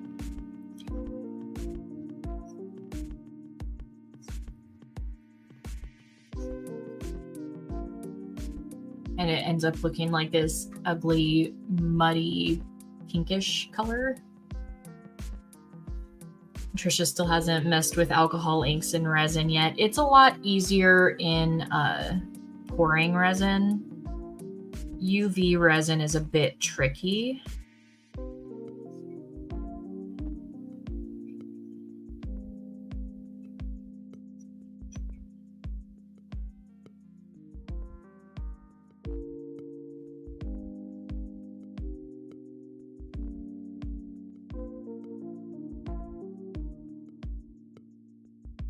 Yeah, discoloration is super annoying when you like have a pigment that should be absolutely gorgeous and exactly what you're envisioning. And then it ends up just getting discolored all to heck.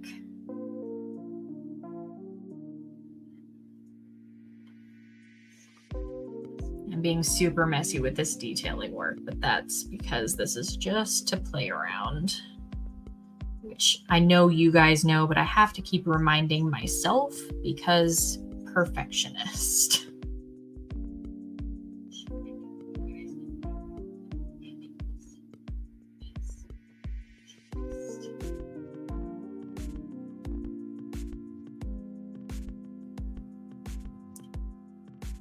Yeah, Kestrel alcohol inks can be really fun. I really like using them in calligraphy, which again, I actually got really into when I was a teenager. It was one of the few art forms that I was kind of allowed to do.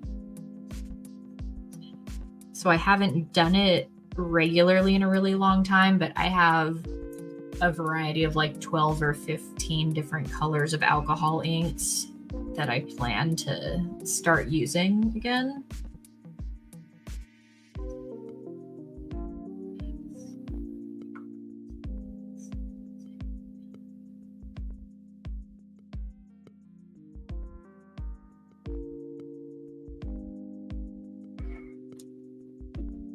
Let's move in so you guys can actually see a little bit of detail about what I'm doing here.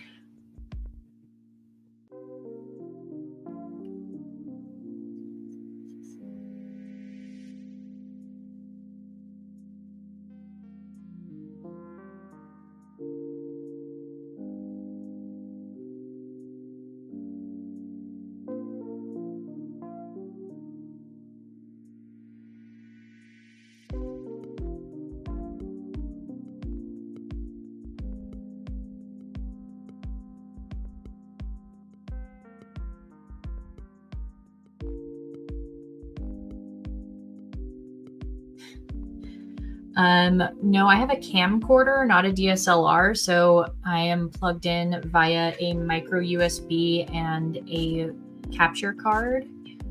But I am using the rig that I sent you like a link to the website for. It's super handy because I can like curve the stand however I need to get exactly the angle that I want.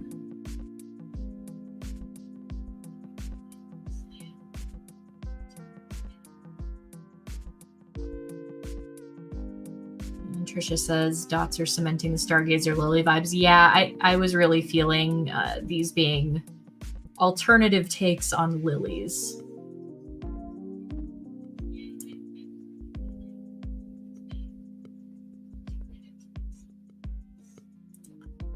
And Kestrel delivers some breaking news about 2 major earthquakes in Taiwan. Oh, that's horrible.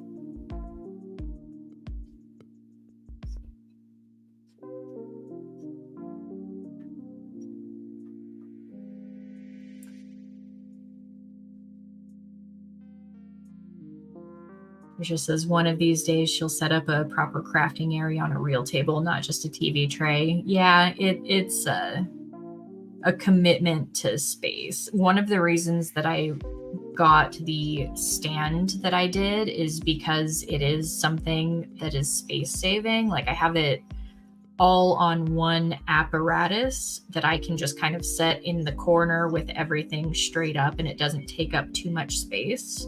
Though you can also get these with like clamps that go onto a table as well.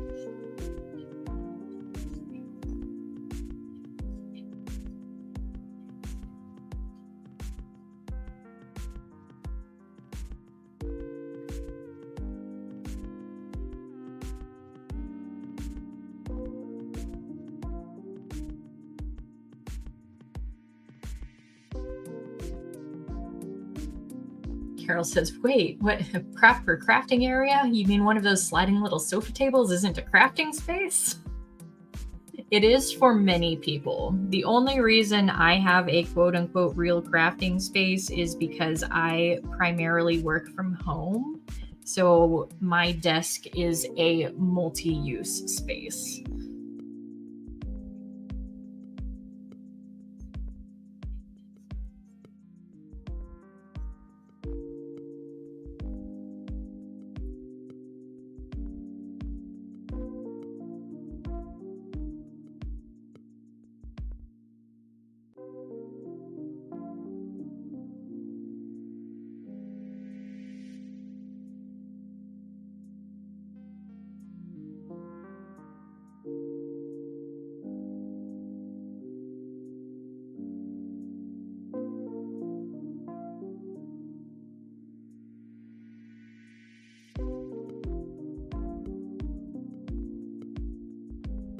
Blue obviously isn't showing up as brightly on the red, but I really just wanted something darker that was going to contrast. And I don't see any point in mixing up black when blue will do just as well for this application.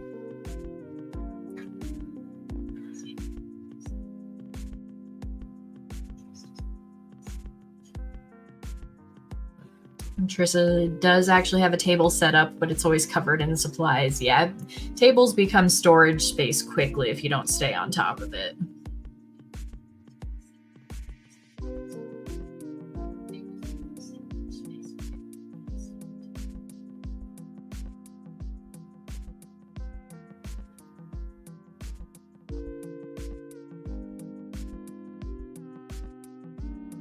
And Carol has a room that's planned to be converted to a crafting/gaming room. 3D printer that's been in the box for over a year waiting for it. Yeah, that's the other complication with buying supplies. They then end up sitting and waiting for you to have time for them. A lot of these supplies that I'm now using have had or have been sitting in storage for 3 to 7 years.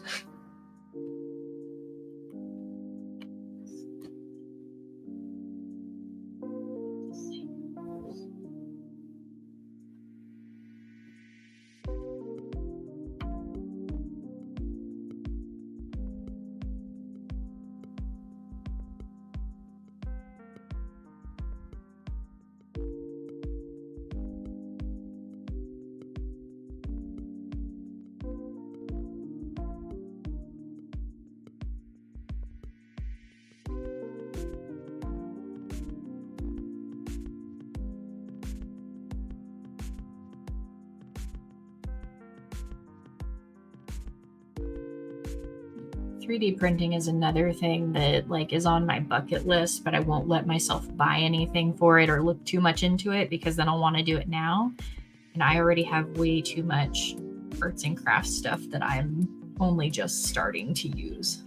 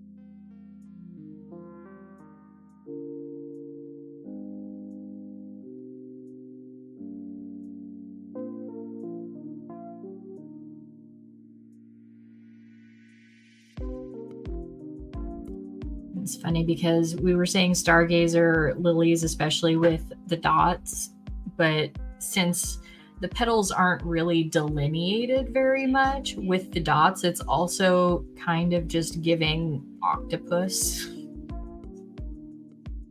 Which reminds me, I need to order Warren's book.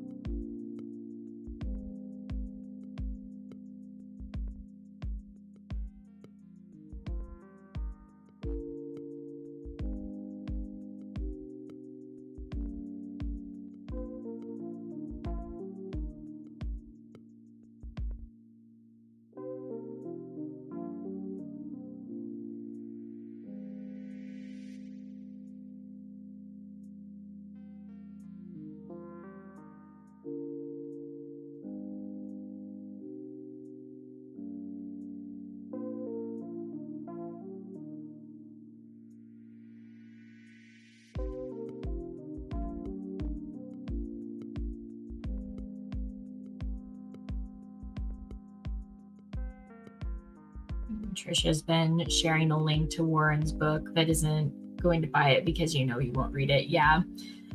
I am not a big collector of books, but I have some nieces and nephews that I could probably pass it on to. They're in elementary school, so odd and fun creatures are always a big draw for them.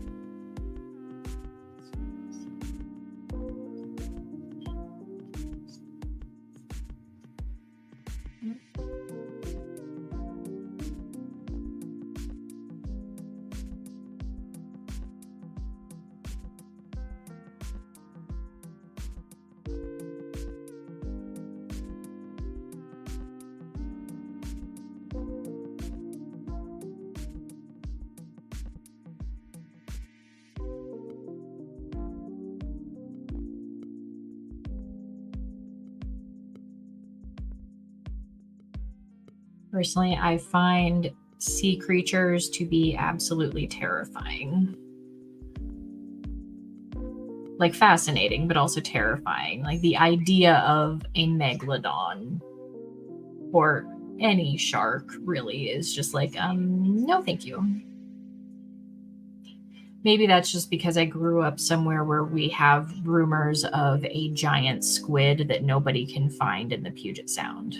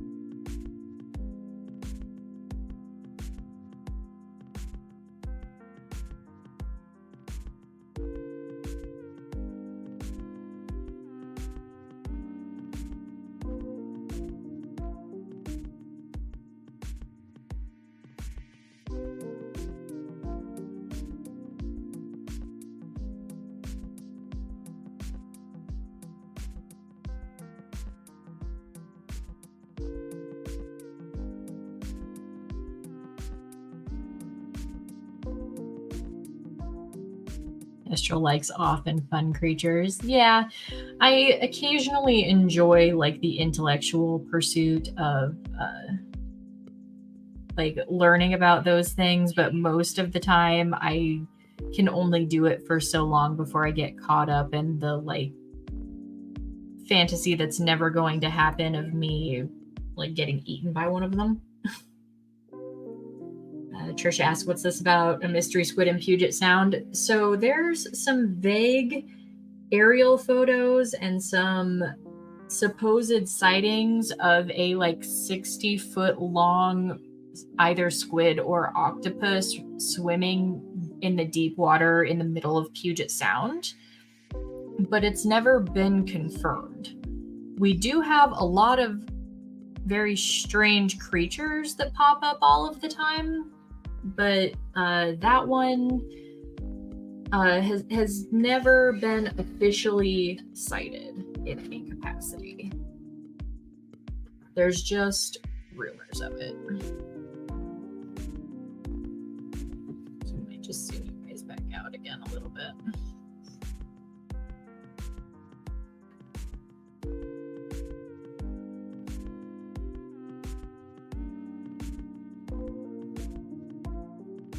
Whales are impressive in person. Did you hear that apparently not all orcas are necessarily classified as orcas anymore? I don't know what they are classified as. I just saw like a passing Instagram reel.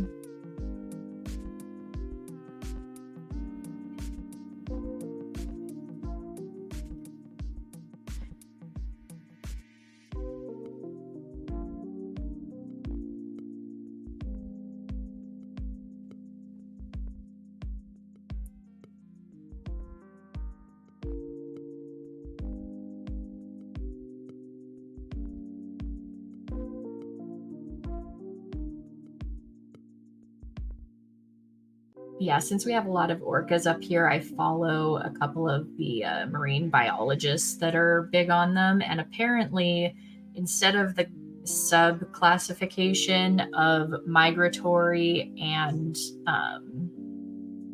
residential orcas, apparently one of those groups is potentially getting completely reclassified to no longer be orcas anymore. I don't know which one, though. I didn't look into it that far.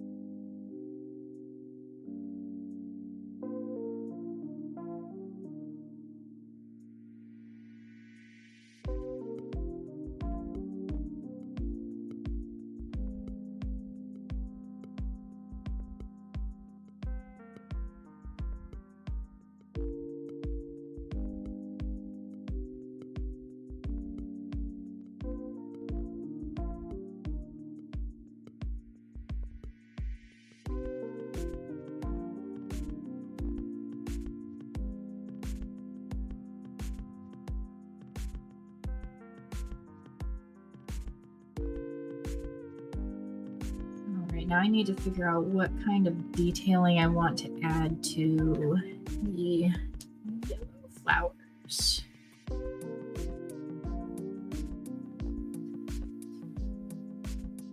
I've done lines, I've done dots.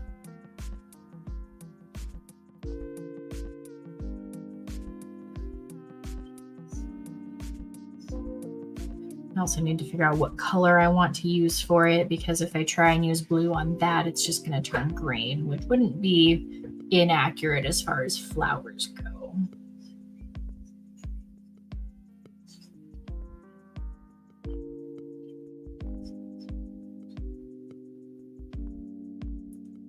But if I'm going to do that, I think I kind of want to commit to a full-on green color.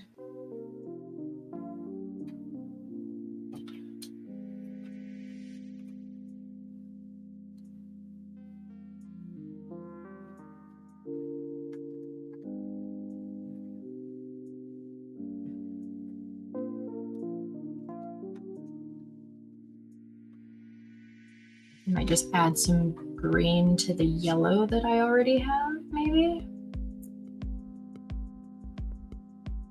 See what I can come up with. Do I have a white watercolor pencil that I could layer it? Maybe. White's difficult for watercolors.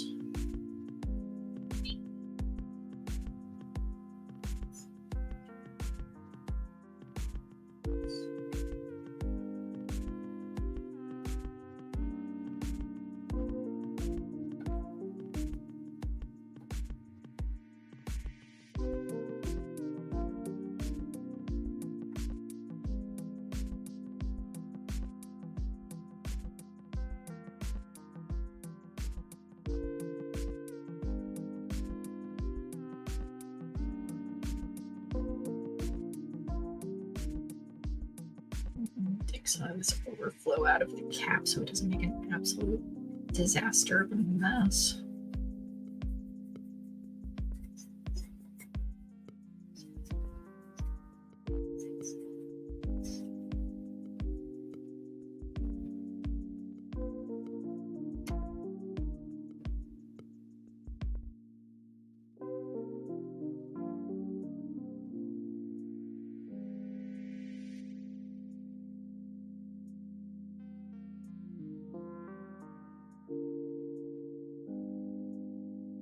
Actually, this green I might use for the background, like just do a wash of green instead of trying to do stems and stuff.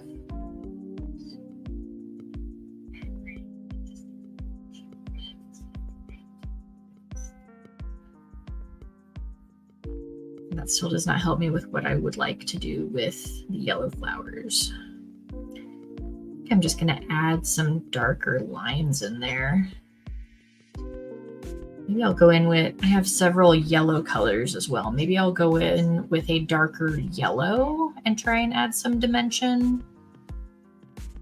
And maybe a brown in the center.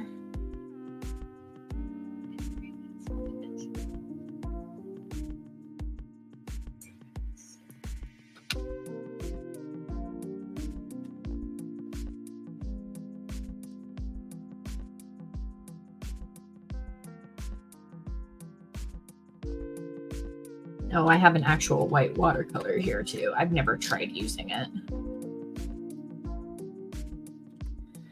And maybe I'll mix a little bit of darker red.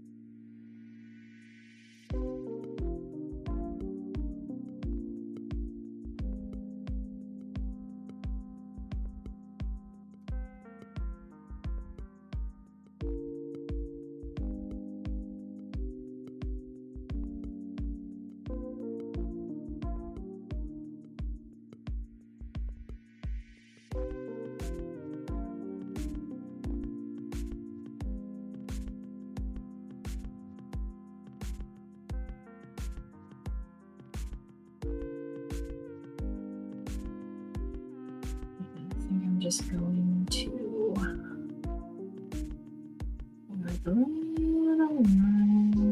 down the center of each petal.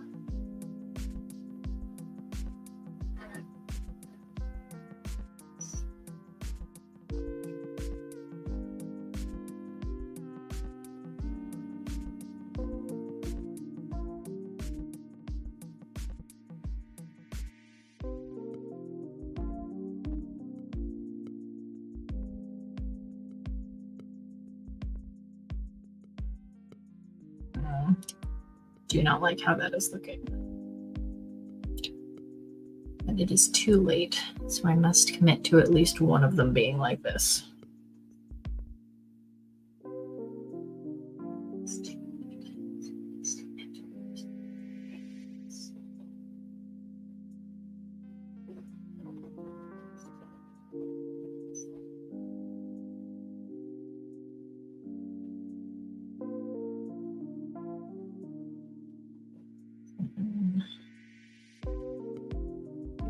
Center in the same color.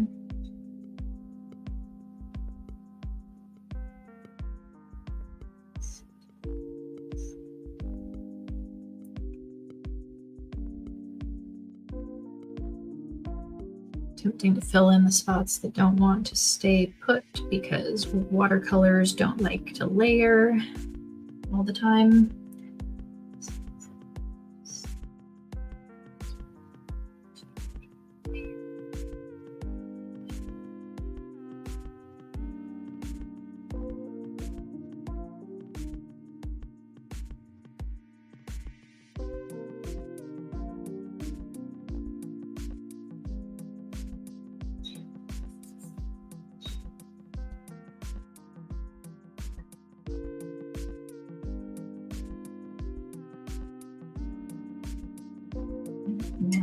Don't know if it will do anything. I'm going to go in again with some more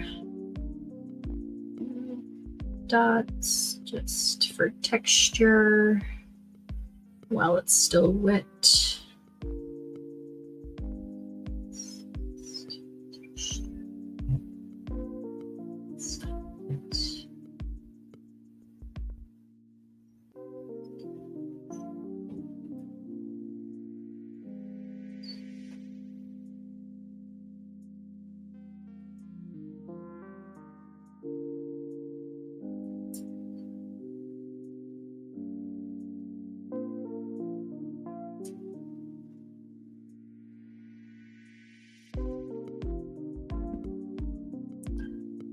And I didn't like how that looked, but I can't think of anything else to do for the other one either.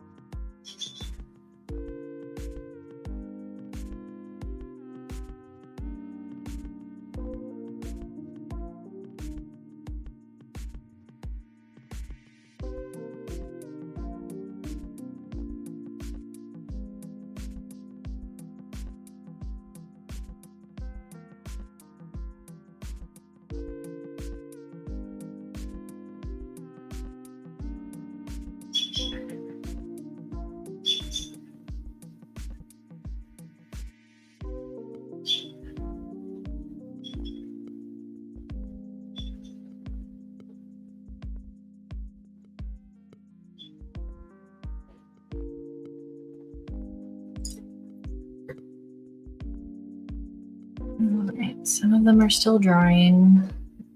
Might need to give a couple of spots some help from my paper towel. But I think I can start going in with some masking fluid to do the green wash background. One really big spot right here that I didn't intend to make that thick, but oh well.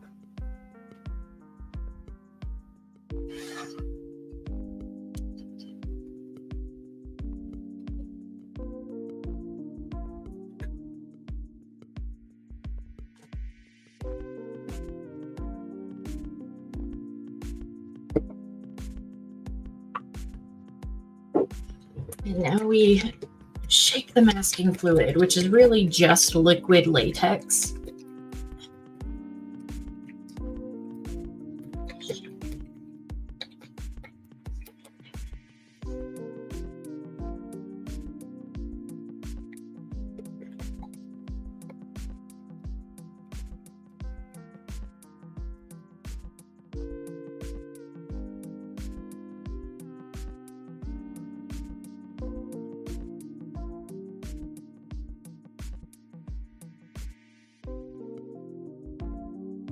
And get a dry brush.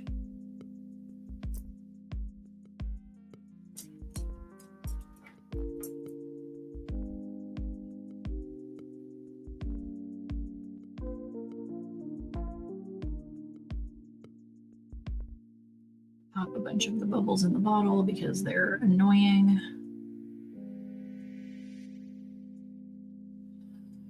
And start putting that over the top.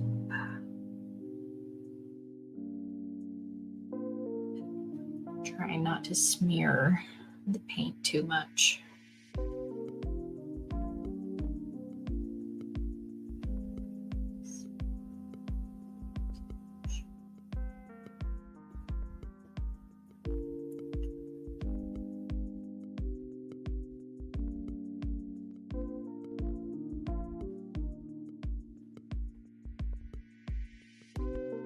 I'm just going to do around the edges, as I'm not going to try and put the green through the middle. Probably the hardest part of this is the time crunch, because this latex starts drying like the second you pull the brush out of the bottle and starts glomping up on the brush.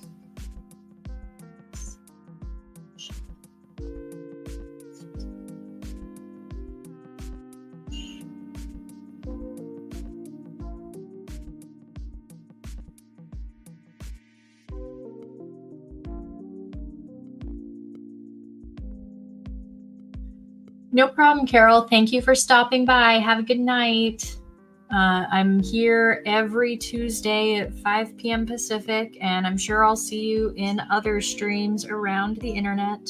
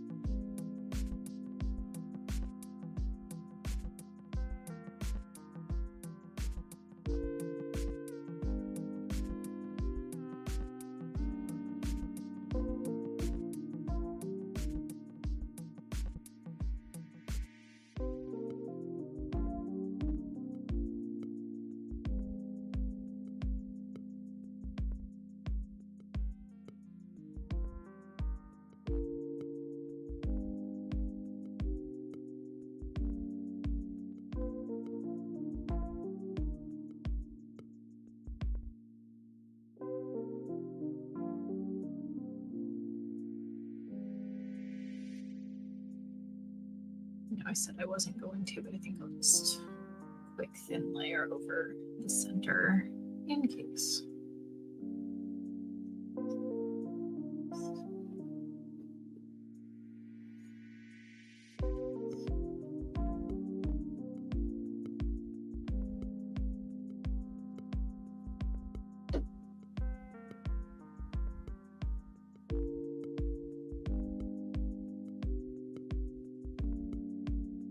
I'm going to hate taking this off later because it's a pain in the tuchus. But I shall persevere.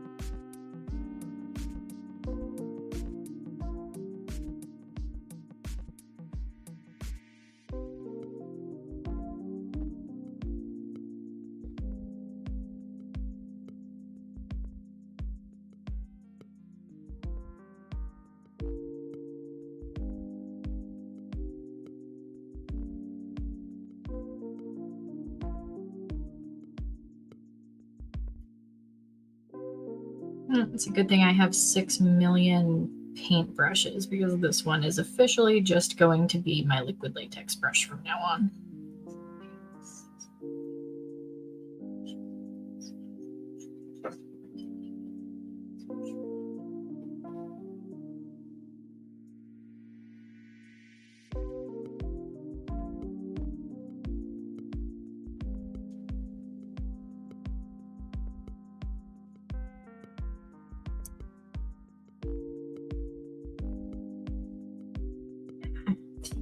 I need to change the angle because I keep putting my thumb down in the center of the flower that I actually painted.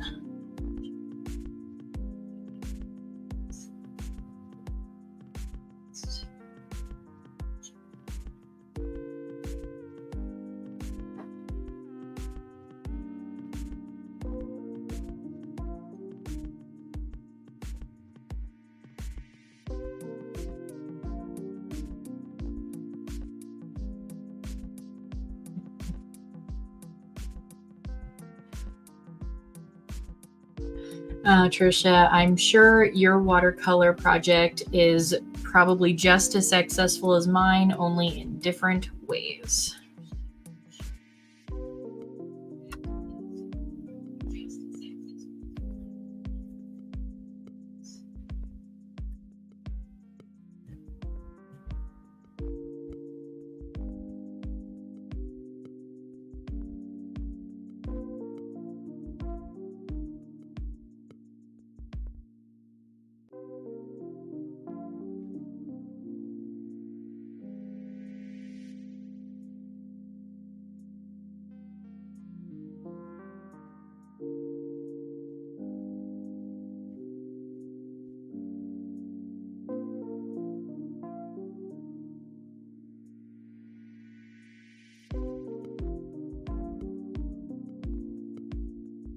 So you say that's demonstrably false. However, I could sit here and point out about 70 things that I wish were different with this. So I think we're both probably just way too hard on ourselves.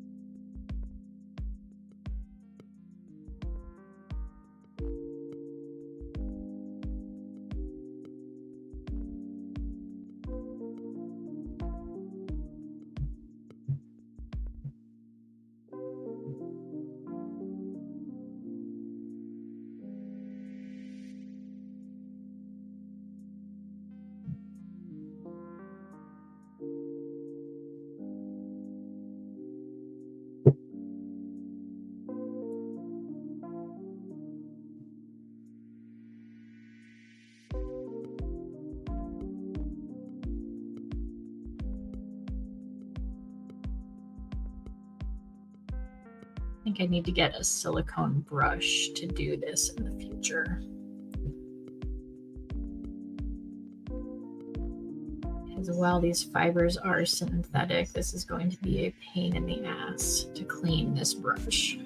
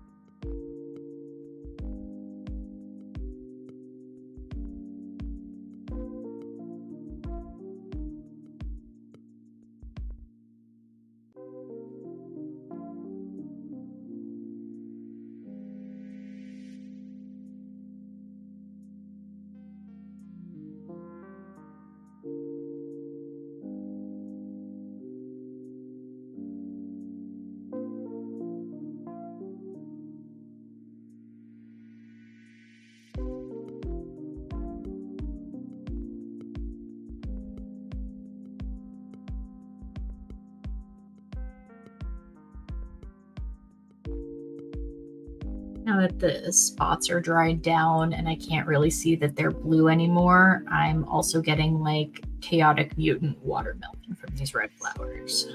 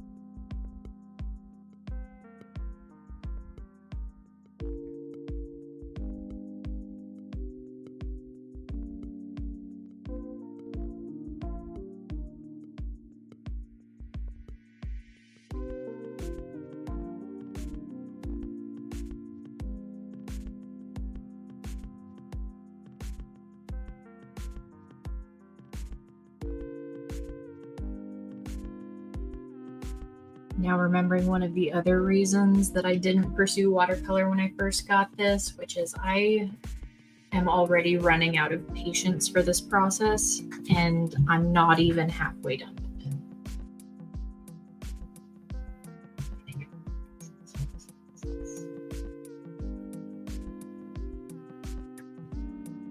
And Trisha says, I think the problem is that I'm not using watercolor paper. This canvas might be a little too hydrophobic. Yeah, I have heard that canvases meant for acrylic don't do well with watercolor. The gouache that I mentioned earlier, if you want to check that out, and if you're looking to buy more supplies, would probably do better, because like I think I mentioned earlier, it's an acrylic watercolor hybrid. It's basically acrylic that you can use water to water down and thin out and make more sheer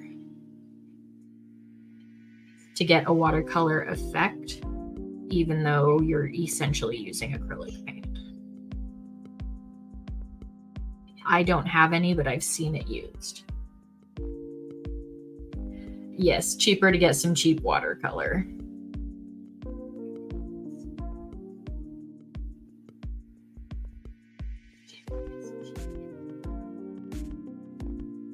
Watercolor paper at the dollar store. Yeah. Or if you do any other visual arts that require paper, there's also decently cheap mixed media pads. I think I got this on sale at Michael's for like $10, and it's, I want to say 80 or 100 sheets, and it's allegedly good for any paint or drawing or anything. So more versatile option.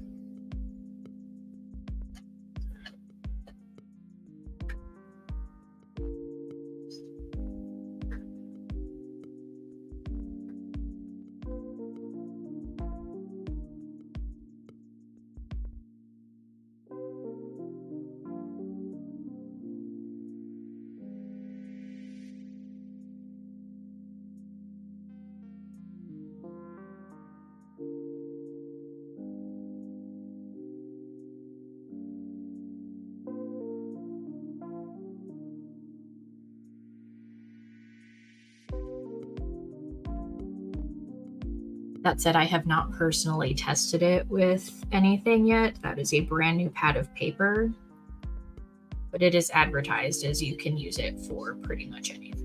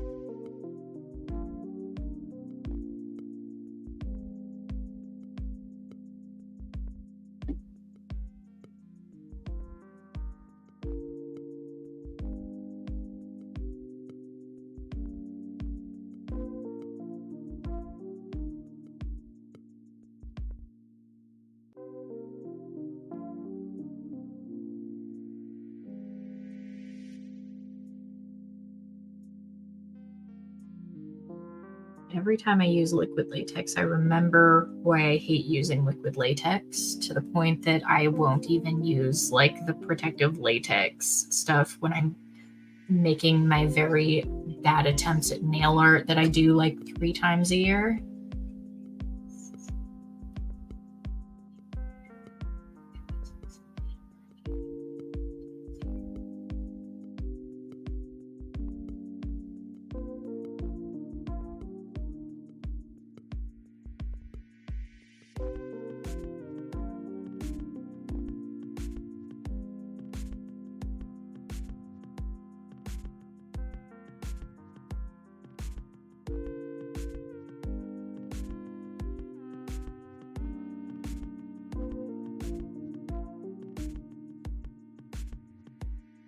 Yeah, being able to wipe away something you aren't happy with is nice.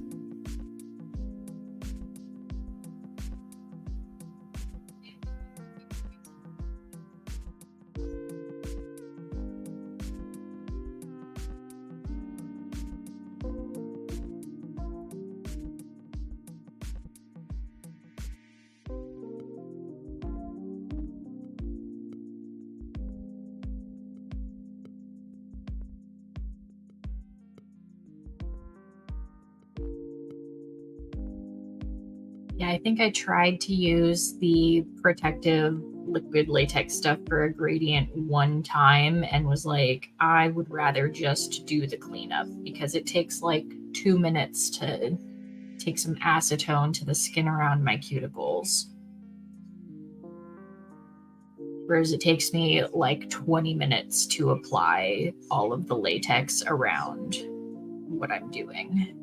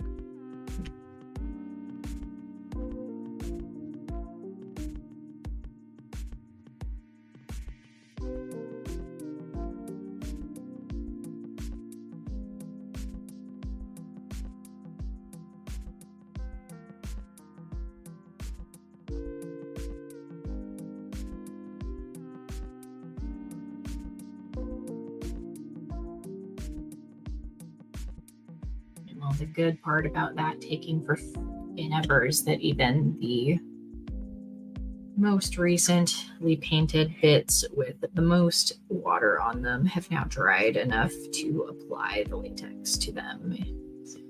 Hopefully I just don't completely smear this red all over the yellow while I do it.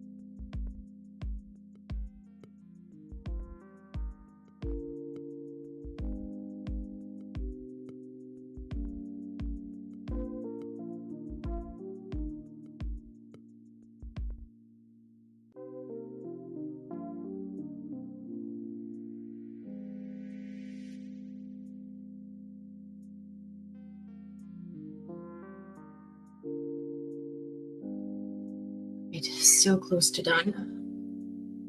And I just have to wait for the latex to dry.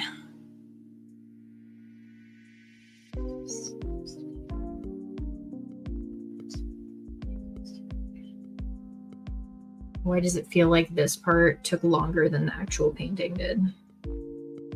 Though I'm not technically done with the painting either.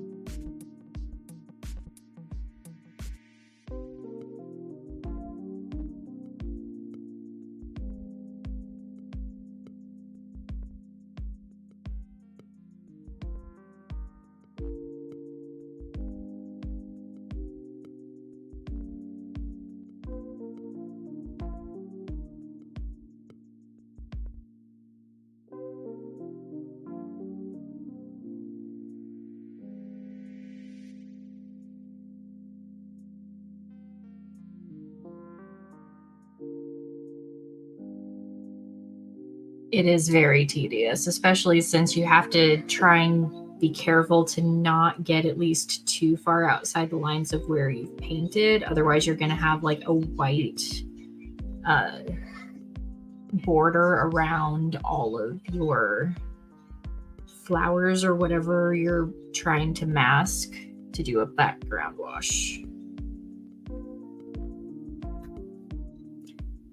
Done.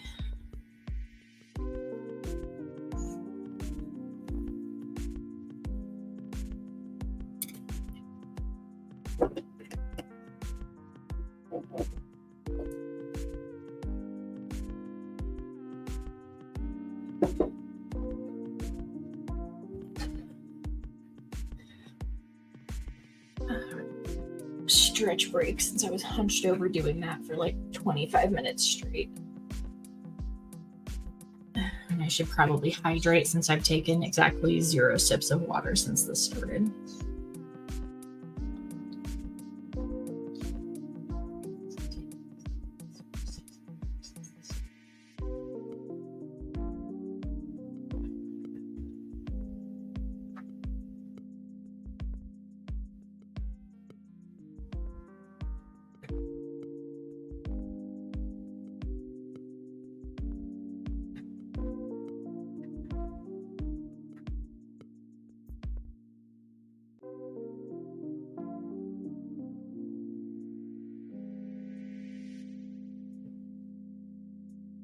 I think parts of this are dry enough for me to start painting over.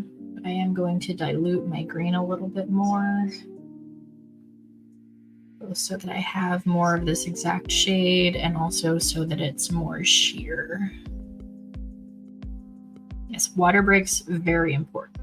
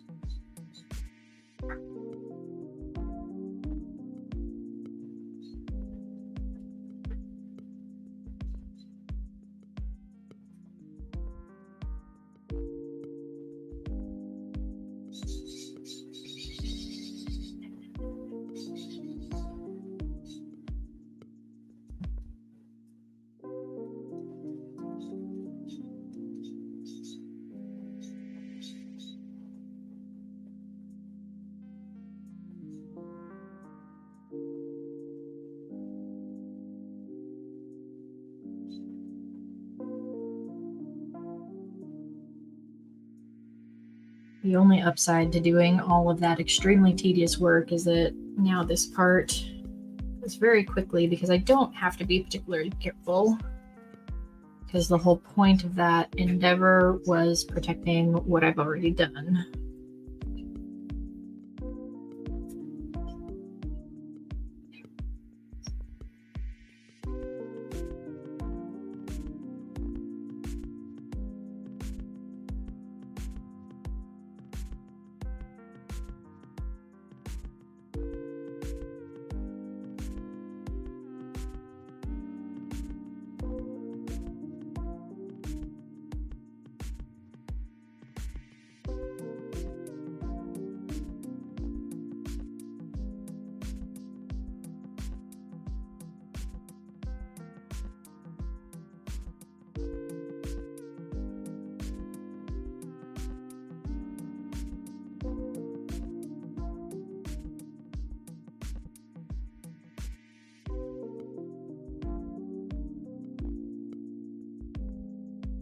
I just have to avoid the bits that are still slightly wet to make sure that was not in vain.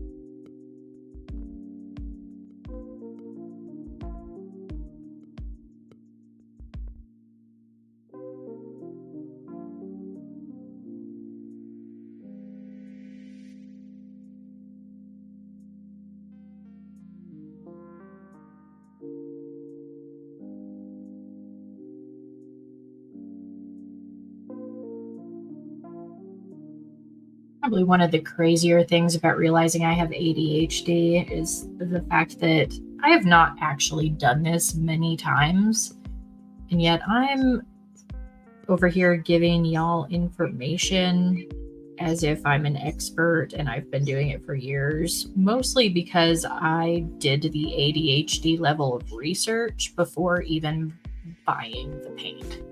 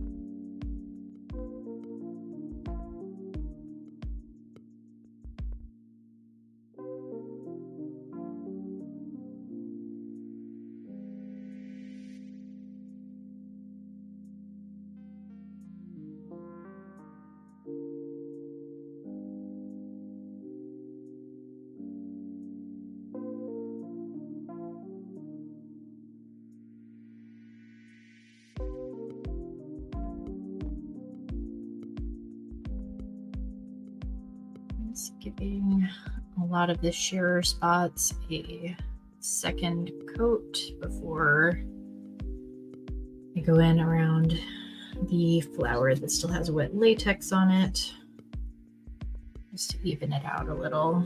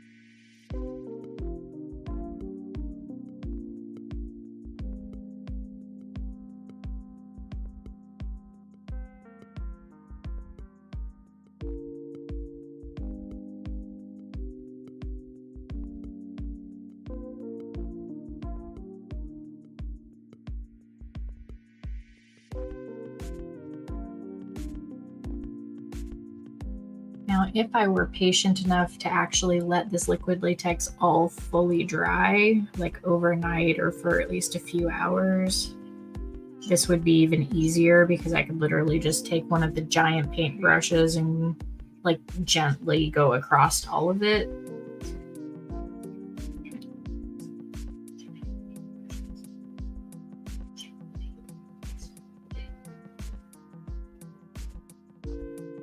I'm only having to take this level of care because of my own impatience, basically.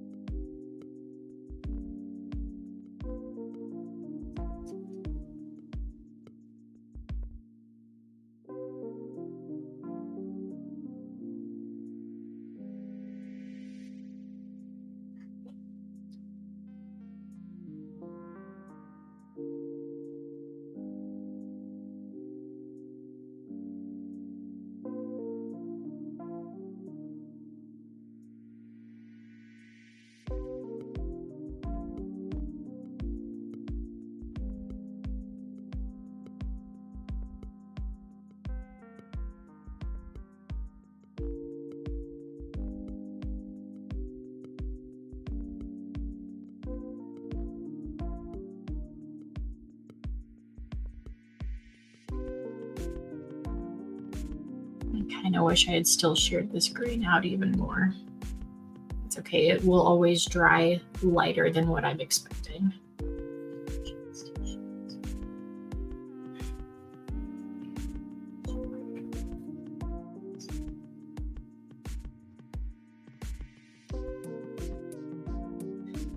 Alright, well that's that completed. Now I do have to actually wait overnight to take the latex off to make sure that everything's completely dry. But I will post photos of everything on social media probably tomorrow once I can take the latex off. If you are not already following me on Instagram, my Instagram is in my bio on my About page. I'm at Poor Whittle Snowflake. Or I believe I actually created a Twitter for Poor Whittle Snowflake too, just to reserve it, but I'm actually just keeping my at LindsayJanine89 on Twitter, which is, I believe, where a few of you are. But photos will be found there. And Trisha comes in with, cool, I swapped to an acrylic mini project, so I'll share that with you too. Cool. We will exchange photos tomorrow. Anyway, in the meantime, have a lovely evening. Thank you so much for keeping me company, and I hope to see you next week. Same bat time, same bat place at Poor Woodle Snowflake on YouTube, Tuesday at 5 p.m. Pacific. Talk to you later. Have a good night.